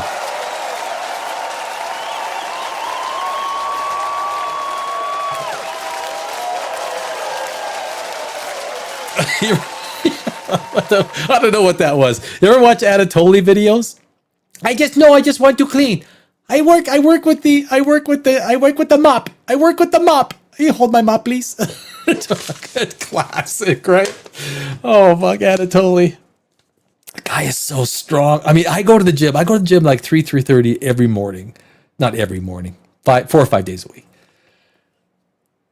Incredible Anatoly. And what a great skit he made up. What a great skit. So, is DC finished? Guys, is DC finished? I want to pull up, I want to wrap up the whole DC universe thing with, where is it? Give it to me. Give it to me. Oh, you know what? I'll even show this quickly. Where is Saffron? There it is. Okay. Okay, I'm going to close this. There we go. Okay. No, I'm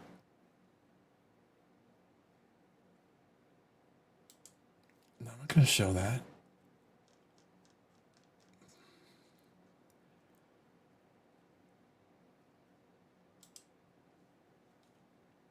Don't need that. I'm getting, what were some critical audio input? No. Yeah, so we'll do, okay, let me do this. We're going to share this tab. So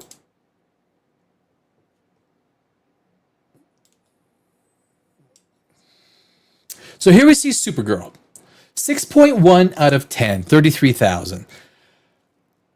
Do I think now, if you guys, I don't know if you guys heard about Fashion Nova. This was about 8 years ago. Fashion Nova was fined about $18.1 million. FashionNova.com, the fashion website, for fudging their customer reviews, for fudging them, removing 1, 2, and 3-star reviews. They are the only company that I know that have ever been hit for fudging customer reviews. Now, IMDb and Rotten Tomatoes, that's all they do. They remove things that they don't like, or they have certain words that they don't like. They remove them. They literally construct a false narrative, but yet the only company that was nailed for this FTC, the Federal Trade Communications, or whatever it was, whichever government body that did it, you can Google it. Fashion Nova. So why has not IMDb or Rotten Tomatoes been investigated for fudging numbers, maybe forcing people to go see a movie that they would not see otherwise? It is disgusting that the government can just pick and choose, because if they investigated, I'll tell you why, because Amazon's a powerful company. That's why. They own Box Office Mojo. They own IMDb. So anyway, and then if we go to, really, 76%? You're trying to convince me that Supergirl has a 76% popcorn meter. 76% of Now, one thing that I like Metacritic. Guys, I like Metacritic. Users 4.7. Do I think 4.7 is more in keeping with I would expect? Now, I gave Supergirl a 4 out of 10. There's some spectacle that is worth watching on your couch. To me, 6 out of 10, 6 out of 10 and below, you don't go see it in the theaters. 6 out of 10 and above, yeah, okay, you go maybe check it out. This is a sit your butt on the seat on a Saturday night. We already pay for, HBO Warner. We already pay our $9.99 or whatever it is. So we'll watch it for free. There's some spectacle that can kind of like, what's all the fuss not about, right? 4.7? Yeah, I give it a 4. So anyway, the point is, the media, Fashion Nova was fined $18 million for fudging the numbers. So why is IMDb allowed to, and why is Rotten Tomatoes allowed to selectively delete? It's always the ones that are low. It's never the high ones. It's always the low ones, right? It's always the low ones. Why is that? I would love to see a little bit more discussion on this.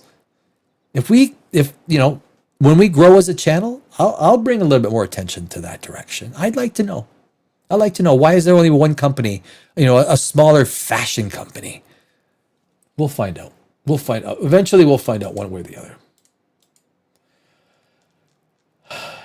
And Peter Safran responds to Supergirl flop as DC plan. I love this excuse, right? You gotta, what the heck?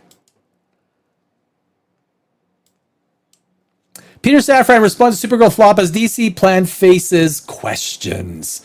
DC Studios co-chief Peter Safran has now addressed the Supergirl flop directly, and his message is simple: nothing about the DC plan has changed, my friends. We are on track. We're on track. We are absolutely on track.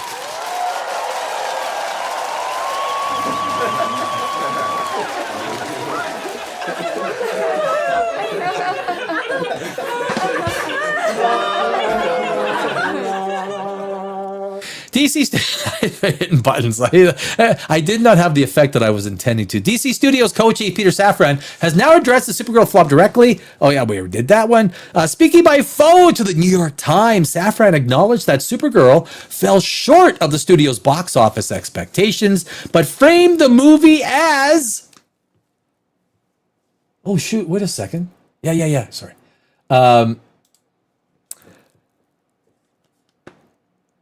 One component of a broader long-term strategy.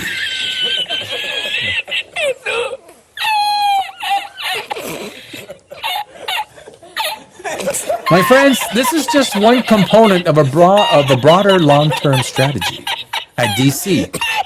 One he said the studio still believes in. I believe in our message.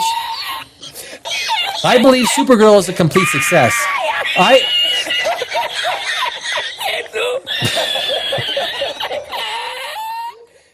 While Supergirl didn't meet our box office expectations, it's just one component of a broader long-term strategy at DC Studios that we remain confident in. Okay, all right. One thing, you know what? You know how you see Thor, you see Rogers, you see, I think even Ant-Man. What's his name from Ant-Man? Even went to the gym.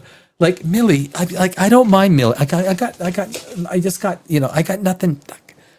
Why is it that the guys hit the gym, right? The guys just go. I'm not saying that Millie didn't hit the gym, but the arms are looking kind of soft. So are James Gunn's. I don't think, thank God that those suits have the padded shoulders, I don't need a suit. I work out, right? I try and do my outer deltoids, my front deltoids, then my rear ones, right? You got to make sure you get the delta. I don't need a suit. James Gunn needs a suit to fill out those shoulders, right? James Gunn, believe me, motherfuckers. James Gunn needs a suit to fill out those shoulders. That's what I mean. Those shoulders, they have not seen a gym weight. James Gunn. Yeah. What do we say, Robert? Let's make lemonade. Thank you very much. Supergirl is a big box office flop. It's the first on record. It's the first on record response from DC's leadership since Supergirl opened to just 38 million domestically. Lost the weekend, and never had the weekend to Toy Story 5, earned a B Cinema score from the audience that actually showed up and posted what is described as horribly low numbers overseas. And I'll tell you what, the Europeans are going to be a little bit more, you know what? There's no cover up in Europe. The Europeans will just say, well, it was just a stupid movie. It wasn't just a stupid movie. I was born in Europe, actually. I came to North America when I was a few months old. I was actually born there, but anyway. Safran's confidence is to be expected. Of course, you're going to sell the bullshit. I got bullshit to sell you. Are you buying? Every studio executive says some version of it after a miss. Of course, just got to here's the line, keep towing the line. They're never going to come out and state that it's a straight disaster, even if it is. Well, you probably should come out and say, it wasn't what we were expecting. It wasn't. What would I say? Here's what I would say. As someone who has owned a business my entire life, I say, you know what? This wasn't what we were expecting, but it's interesting because we're going to take what we learned from audiences in this movie, and we're going to put it into our next one to make it better. It's really interesting. It's an interesting concept when we get this feedback from our audience. Do we like Supergirl? We do. We like the movie. Do we think we could have been done better? Yeah. Now that we see some of the response, we know how we could have made this movie better. And that's what we're going to do in our next one. So sit down and you wait and see. That's what I would say. Kind of acknowledge it, but push it off to the next one because we've learned from the feedback. This is not rocket science. Maybe it is. Maybe it is rocket science. Supergirl is supposed to prove the DCU could expand beyond Superman. Instead, it didn't even expand beyond Superman. What a bad movie Superman was. I mean, instead it exposed how thin the runway still looks. DC's long-term strategy is still mostly unbuilt. The bigger issue is what that long-term strategy actually looks like right now. The next major pillar, Wonder Woman, which is being written by the writer of Supergirl. Oh my God. It doesn't stop. It's still so early. According to the studio's own writer, Gunn's Batman is also nowhere to be found. Our insiders have told us Wonder Woman is being added to Man of Tomorrow. Oh, I can't wait. Another Superman movie. Can't wait. Superman 2 is already on its way. 1 year from now. Played by Adria Arjona. The Spanish people will probably be slightly impressed with my pronunciation. So when Safran points out to the broader slate as the reason for confidence, that could include Wonder Woman and their upcoming DCU projects with Clayface, September 11th, my friends. Oh, lanterns. I'm looking forward to. I will give them some breathing room with lanterns. I'll wait and see. The HBO Lantern series and the various animated projects. Saffron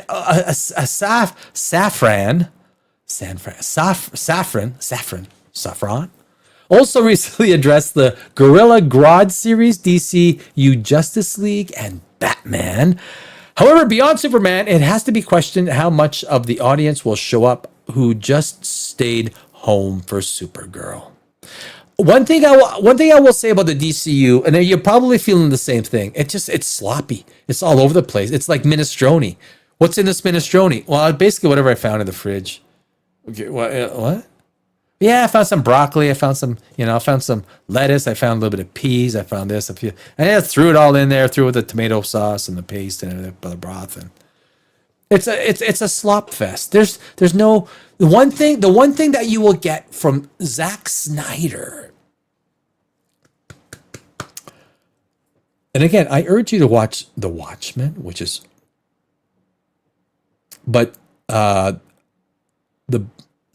Snyder's movies compared to anything James Gunn is moving is light years ahead. the casting. Look, hats off. I got no even a hat.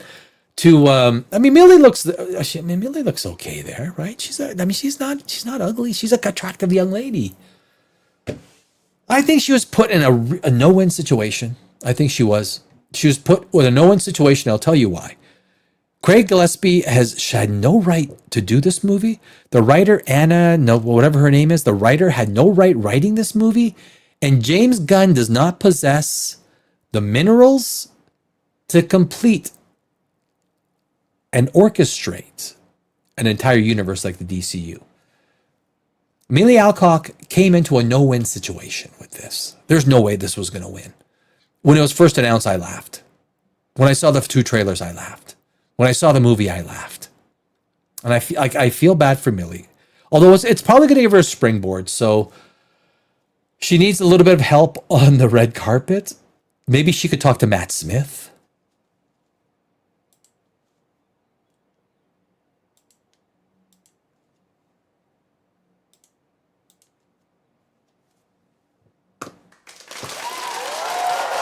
And that's all I'm going to talk about.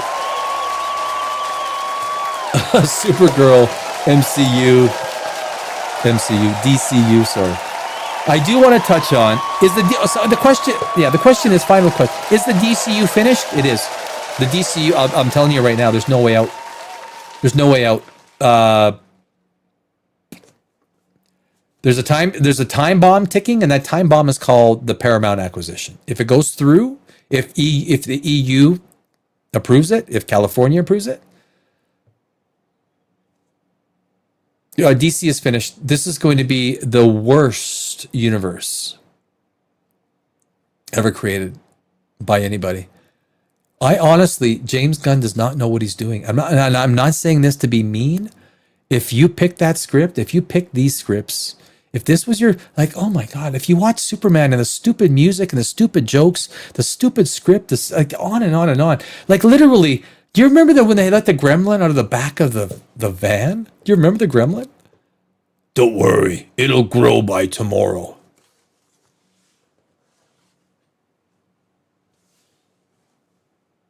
Stupid is as stupid does, sir. Okay, it's going to grow.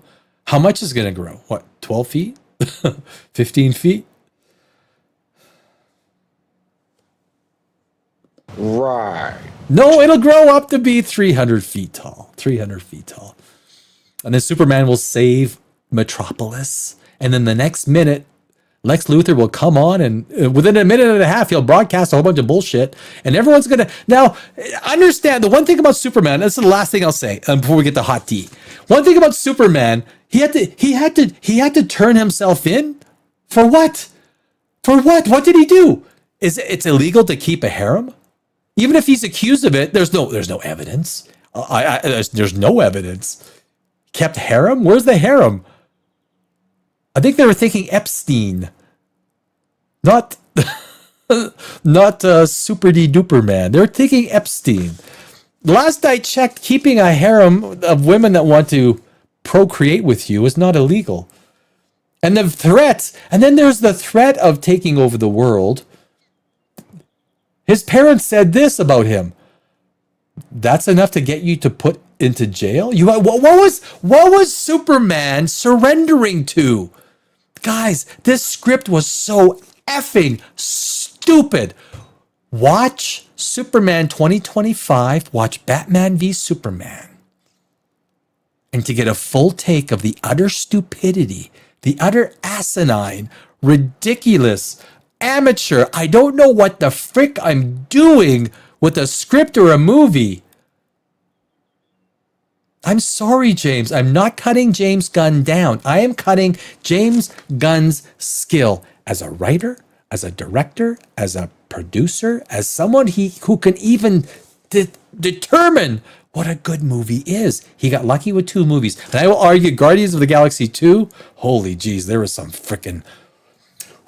some really too cool. Can we talk House of the Frickin' Dragon before we sign off this evening? We talked a lot of sci-fi in the superhero sense this week. We're going to get to a little bit of Star Trek, a little bit of sci-fi next week. I might do a Friday show I might do a Friday show, guys. I love doing live shows. Like I do. I had my wine is over there, and I am over here, and there's a desk in my way. And it's Canada's birthday today. I will have one after the show. Guys, House of the Dragon. So we're at episode 2. And I do know I've heard other people talk. I think this is some of the best TV. House of the Dragon, I think this is some of the best TV. So you talk about season 2 ending. Here's what I think happened. Do you want to know what I think happened with the ending of season 2 and then the first episode of season 3? Because the first episode of season 3 was 1 hour of movie level effects. The effects, what they are doing, guys, what they are doing on House of the Dragon, this production team is at the top of their game. House of the Dragon, they really are. This is freaking incredible what they're doing. The lighting, the feel, the world building, the tone. It is solid. There's no 10 out of 10. I always say it is a 9.5. The world building, everything like that. You can argue, based on the books and other things, you've got to buy into sort of the race changes. Most of it is okay. I'll argue Game of Thrones had a very wide variety of race actors, but it made sense with regards to where these characters came from. It feels forced in House of the Dragon. You're not gonna argue that against me. It's forced, right? In a desire to create House of the Dragon as a more diverse culture, it's forced. It's very forced. Fine. Whatever. Let's go to story. Let's go to the important stuff. So the story. The fact that the first episode of season 3 was such a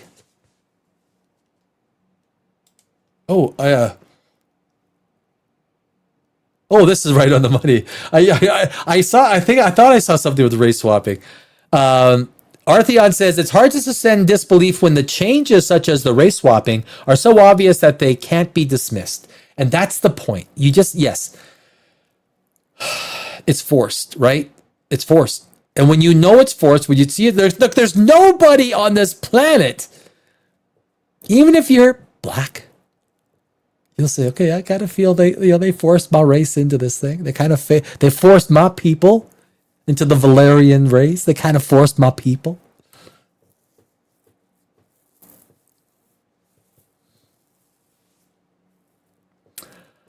What's his name? Corleone. I feel dumb now.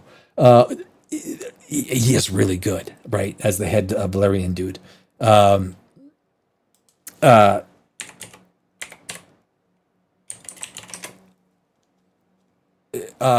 is I usually have this stuff, but House of the Dragon.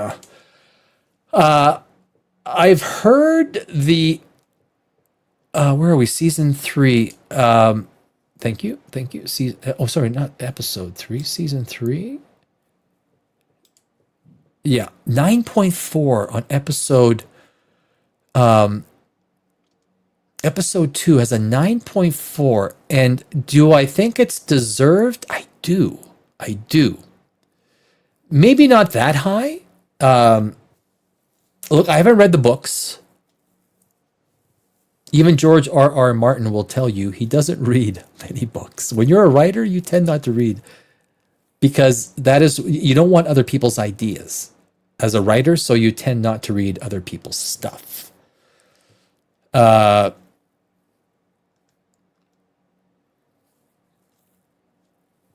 Steve Toussaint, that's his name. Steve Toussaint, Lord Corliss. He is a good actor. Charismatic, he's good. Matt Smith is just killing it. When the Four Dragons came and,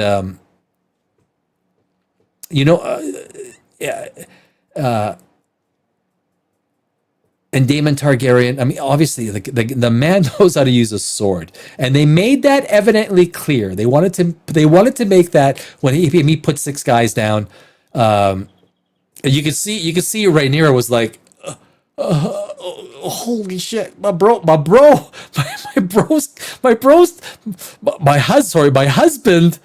husband is pretty good with a sword. It was, it was good choreography. The armor, Matt Smith is freaking killing it, guys. This is good TV. I don't know what other TV you would want to watch. I don't. If you're into fantasy and sci-fi like I am, I don't know what other TV you would want to watch. The story is pretty solid. It skips around a lot like any Game of Thrones story does. Emma Darcy, I did not like when Jace came in with the body, so the body's lying there, and she's saying, what have you been talking? I thought that felt misplaced. I would have thought there would have been absolute rage and anger, followed by the grief. But it was, this is well acted. Emma Darcy I think is doing a fantastic job as Rhaenyra. Olivia Cook as Alicent Hightower. I was, now having not read the books, the fact that they killed her father was interesting. The dragons are beyond, if you just watch this series for the dragons. Now, here's one thing I will say, guys. Here's one thing I will say. Let me punch this up here. Where are we here? Oops.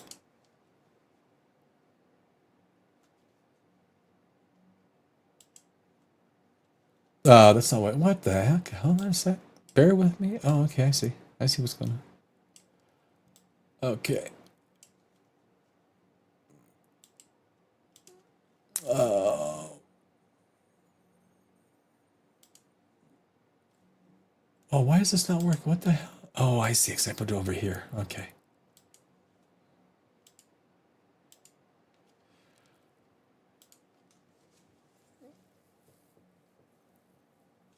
The one thing that's not working, I want to put something else up that just isn't just my face.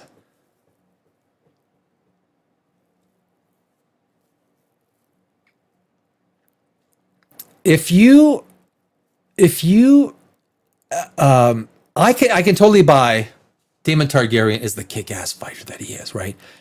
They do a very good job. Look, these dragon scenes are just absolutely insane, right? Like this was just amazing television. This is amazing television. Is the story perfect?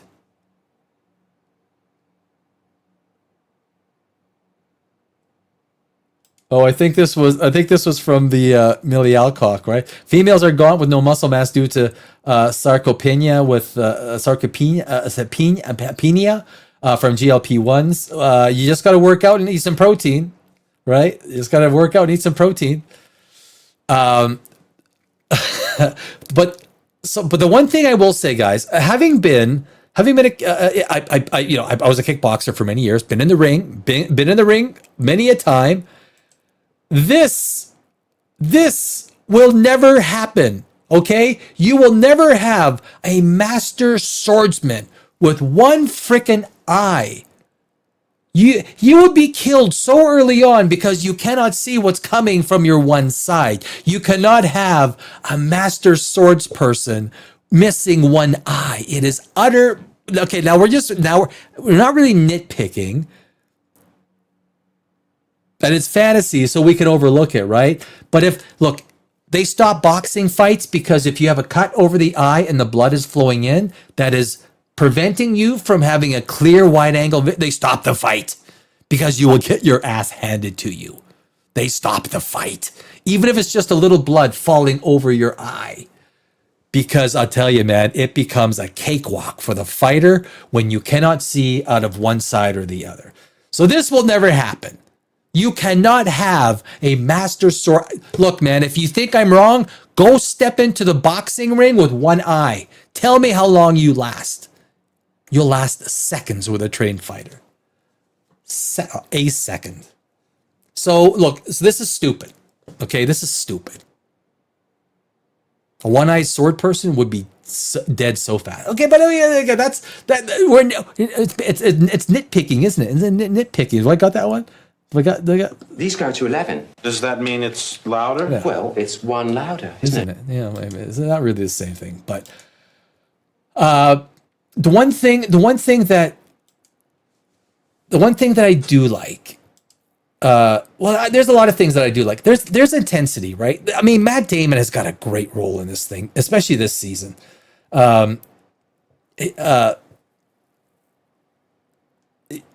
Here we go. First episode was 9.2. Second episode 9.4. I mean, this is a full point above season 2, and it is a full point above season 1. People are liking what they see, and I read the comments. The comments are sort of consistent what I think. But what it was really, this first episode, it was so intense. The visuals, they probably couldn't get the colorization done, the editing done. They needed reshoots and everything like that, so they couldn't finish season 3, episode 1 to be the finale. So they had to change the whole thing. They knew they weren't going to get it finished. That was, and they needed like another month or two to finish off episode 1. Having been there and done that in Hollywood, it happens, right? And the story has to get changed because it just is. It's technical stuff that just has to happen. That's what I'm guessing. I don't know the crew or anyone, in the back there. But like I say, having been there and done that, I know what it takes. And it can be extremely difficult when you're dealing with production at this scale. This is the best. This is some of the best TV you'll watch, guys. Anyone that says anything other is a fucking idiot. Like, really. I don't like it. I don't like because, well, what do you? This is seriously good TV. This is Game of Thrones storytelling, where the story moves very quickly and some things get told in quick bites. We've seen that with GOT in the first Game of Thrones, where a lot of things happen and they need to happen with quick bites. They're trying to do 6 storylines, and so we see 1 or 2 scenes that equate to like 3 or 4 minutes of a particular storyline. But it's about now, if you take a look at, let's say, Avatar Ash, Fire and Ash, that is some of the worst piecemeal storytelling because the bits are just little bits that barely flow to each other. Avatar Fire and Ash is so bad from a storytelling perspective. But Game of Thrones, House of the Dragon, Hot D, I strongly recommend. I am enjoying this season incredibly as a screenwriter and as someone who appreciates amazing production. I think for the most part, the acting is on the money. The casting is on the money. I am intrigued by what is happening with the dragons. I'm intrigued with happening with... did they have to change the characters from the books? Because I do know that Rhaenyra is different in the books. Yeah, they do. Because you cannot have Daemon and Rhaenyra in one character. Daemon is the aggressive, kick-ass guy. In the books, from what I understand, Rhaenyra is also that character. Well, you got to have the yin and the yang. From a writing perspective, you got to have the yin and the yang. You can't have them both. Daemon represents, and so at the end of that episode, when we see Rhaenyra having to kill, what's his name? I forgot his name. Hightower guy. She couldn't do it, but this is part of her growth.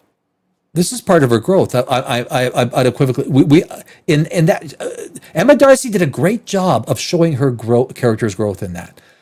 There's some great things that are going on in House of the Dragon, and I think the production, along with everything, you got to be watching this. This is some of the best TV in 2026.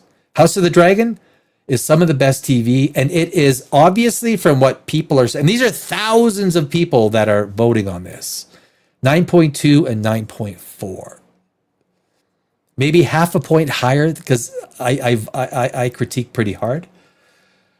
But this is, guys, this really is good television. All the casting is pretty good. Is there any casting I really don't? There really isn't any casting again, it's going to be a question of the forced race changes. A lot of people are going to say, I don't like, it's forced. Look, it is forced. Okay. It's forced. It's like Black Snape. It's forced. I got it. Okay. We got it. Now, whether you agree with it or disagree, that's where the argument comes in, right? Helen of Troy. I totally disagree with that one. As being an absolute lover and student of Greek antiquity, that's a big mistake. Helen of Troy, Lupita, she's fine. I got nothing against her. I actually like her acting. She's a pretty young lady. Her family is I think her family is worth like $200 million, right? Very wealthy family. She's not Helen of Troy, if that is what she is, but I believe IMDb confirms that, right? But overall, this is a strong series. I am enjoying it. I am looking forward to episode 3, season 3, S3E3. That is on Sunday.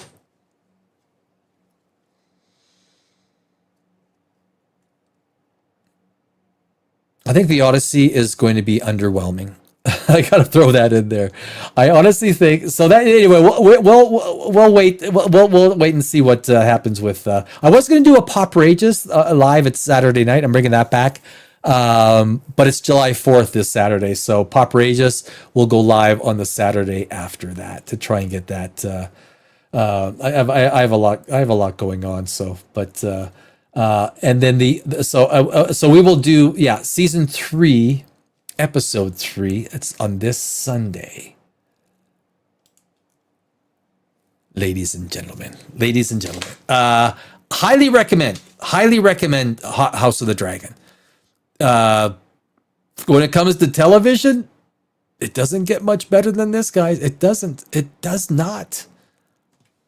I know Reacher, the new season of Reacher is coming out. Do I like Reacher? It's okay. To me, what score would I give Reacher? It's predictable, 6.57. Like, it's predictable action. Some episodes are much better than others. Is House of the Dragon better than like a Reacher? Yeah. Just from production value.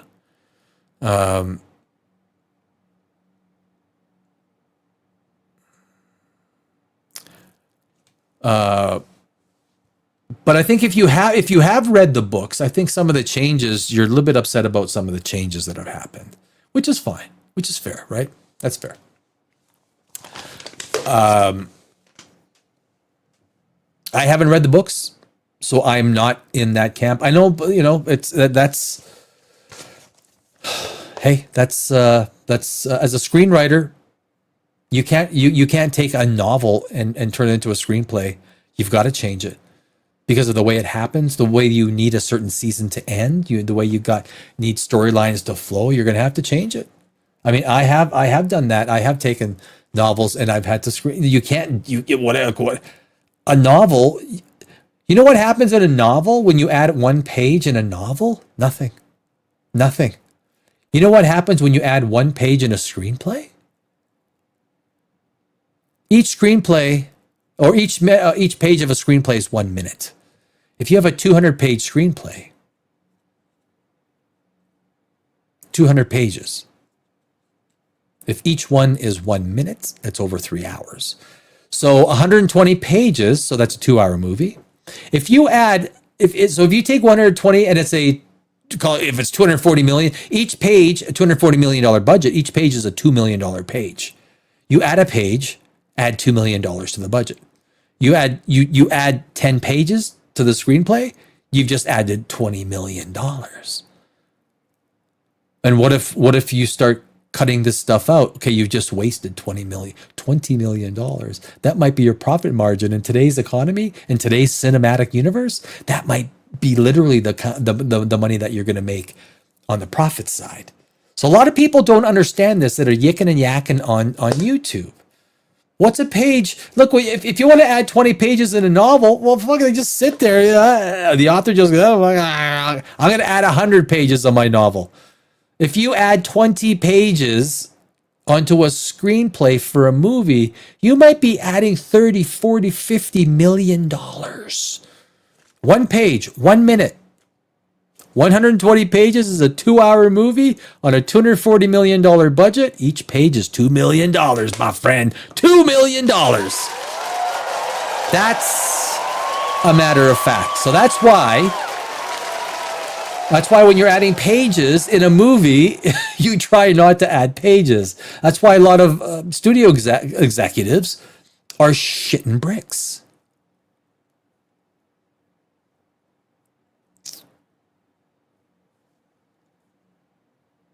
Budgets get out of hand, and you've seen it, right? And then they start lying about the budget. Disney does a great job doing that, lying about the budget.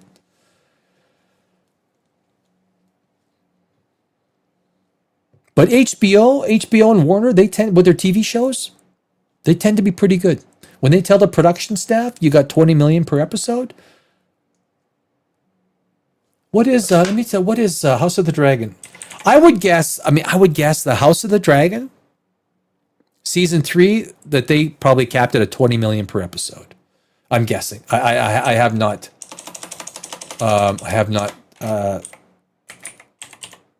season 3 budget. House of the Dragon. Let me share this. Where are we here? Oops. There we go. House of the Dragon season 3 is produced with an estimated budget of roughly 20 million per episode. Right. Well, there we go. Right on the button. With season 2 comprising 8 episodes, the total production cost for a similar 8-episode run is projected to be a 160 million, consistent with HBO's established cost neighborhood for the series. I think a lot of people would guess that number. So by no means am I saying, look how smart I am. Well, so I think most people could have, I'd say half the people could have guessed that, right? I mean, 20 million per episode seems pretty decent right about now, and in line. So you got to keep those costs in check. So, but they are terrified, especially when it comes to a movie. I don't know if terrified is, you know what I mean, right? Terrified is not the right word, but they are highly cognizant. And then RoboCop, RoboCop went over budget, and RoboCop was almost never made because it went over budget and they did not want to give more money. They did not want to give more money for RoboCop. How did he get more money? You know what he did? He actually put together a series of video takes from the RoboCop and he sent it. The studio said, how much more? How much do you want? I think it was 20 million or something. Then they gave it to him. Just from the visuals. And it was a great decision, right? RoboCop is an absolute classic. Absolute classic. So there we go, guys. Season 3, episode 3. It will be on Sunday night, 6 p.m. Pacific, 9 p.m. Eastern. So highly recommend it, House of the Dragon. Supergirl, don't go see it. I do recommend Batman v Superman. Watch it this weekend and then follow it up with a little bit of Superman 2025. I loved rewatching Batman v Superman. I did it yesterday. Loved it. I loved it, my friends. I loved it. Guys, my name is Danny Alex. This is Dimension Zero Live and also Poprageous, my other channel, Dimension Zero Live, Dimension Zero and Poprageous. Dimension Zero, we do science. Poprageous, we do pop culture. Well, we do both. Anyway, I will probably be back sometime this week. I will be back next Wednesday, 8 o'clock Eastern, here on Dimension Zero. Happy Canada Day today. Happy July 4th to everybody on Saturday. And I will see you very soon. My name is Danny Alex, and salute. Cheers.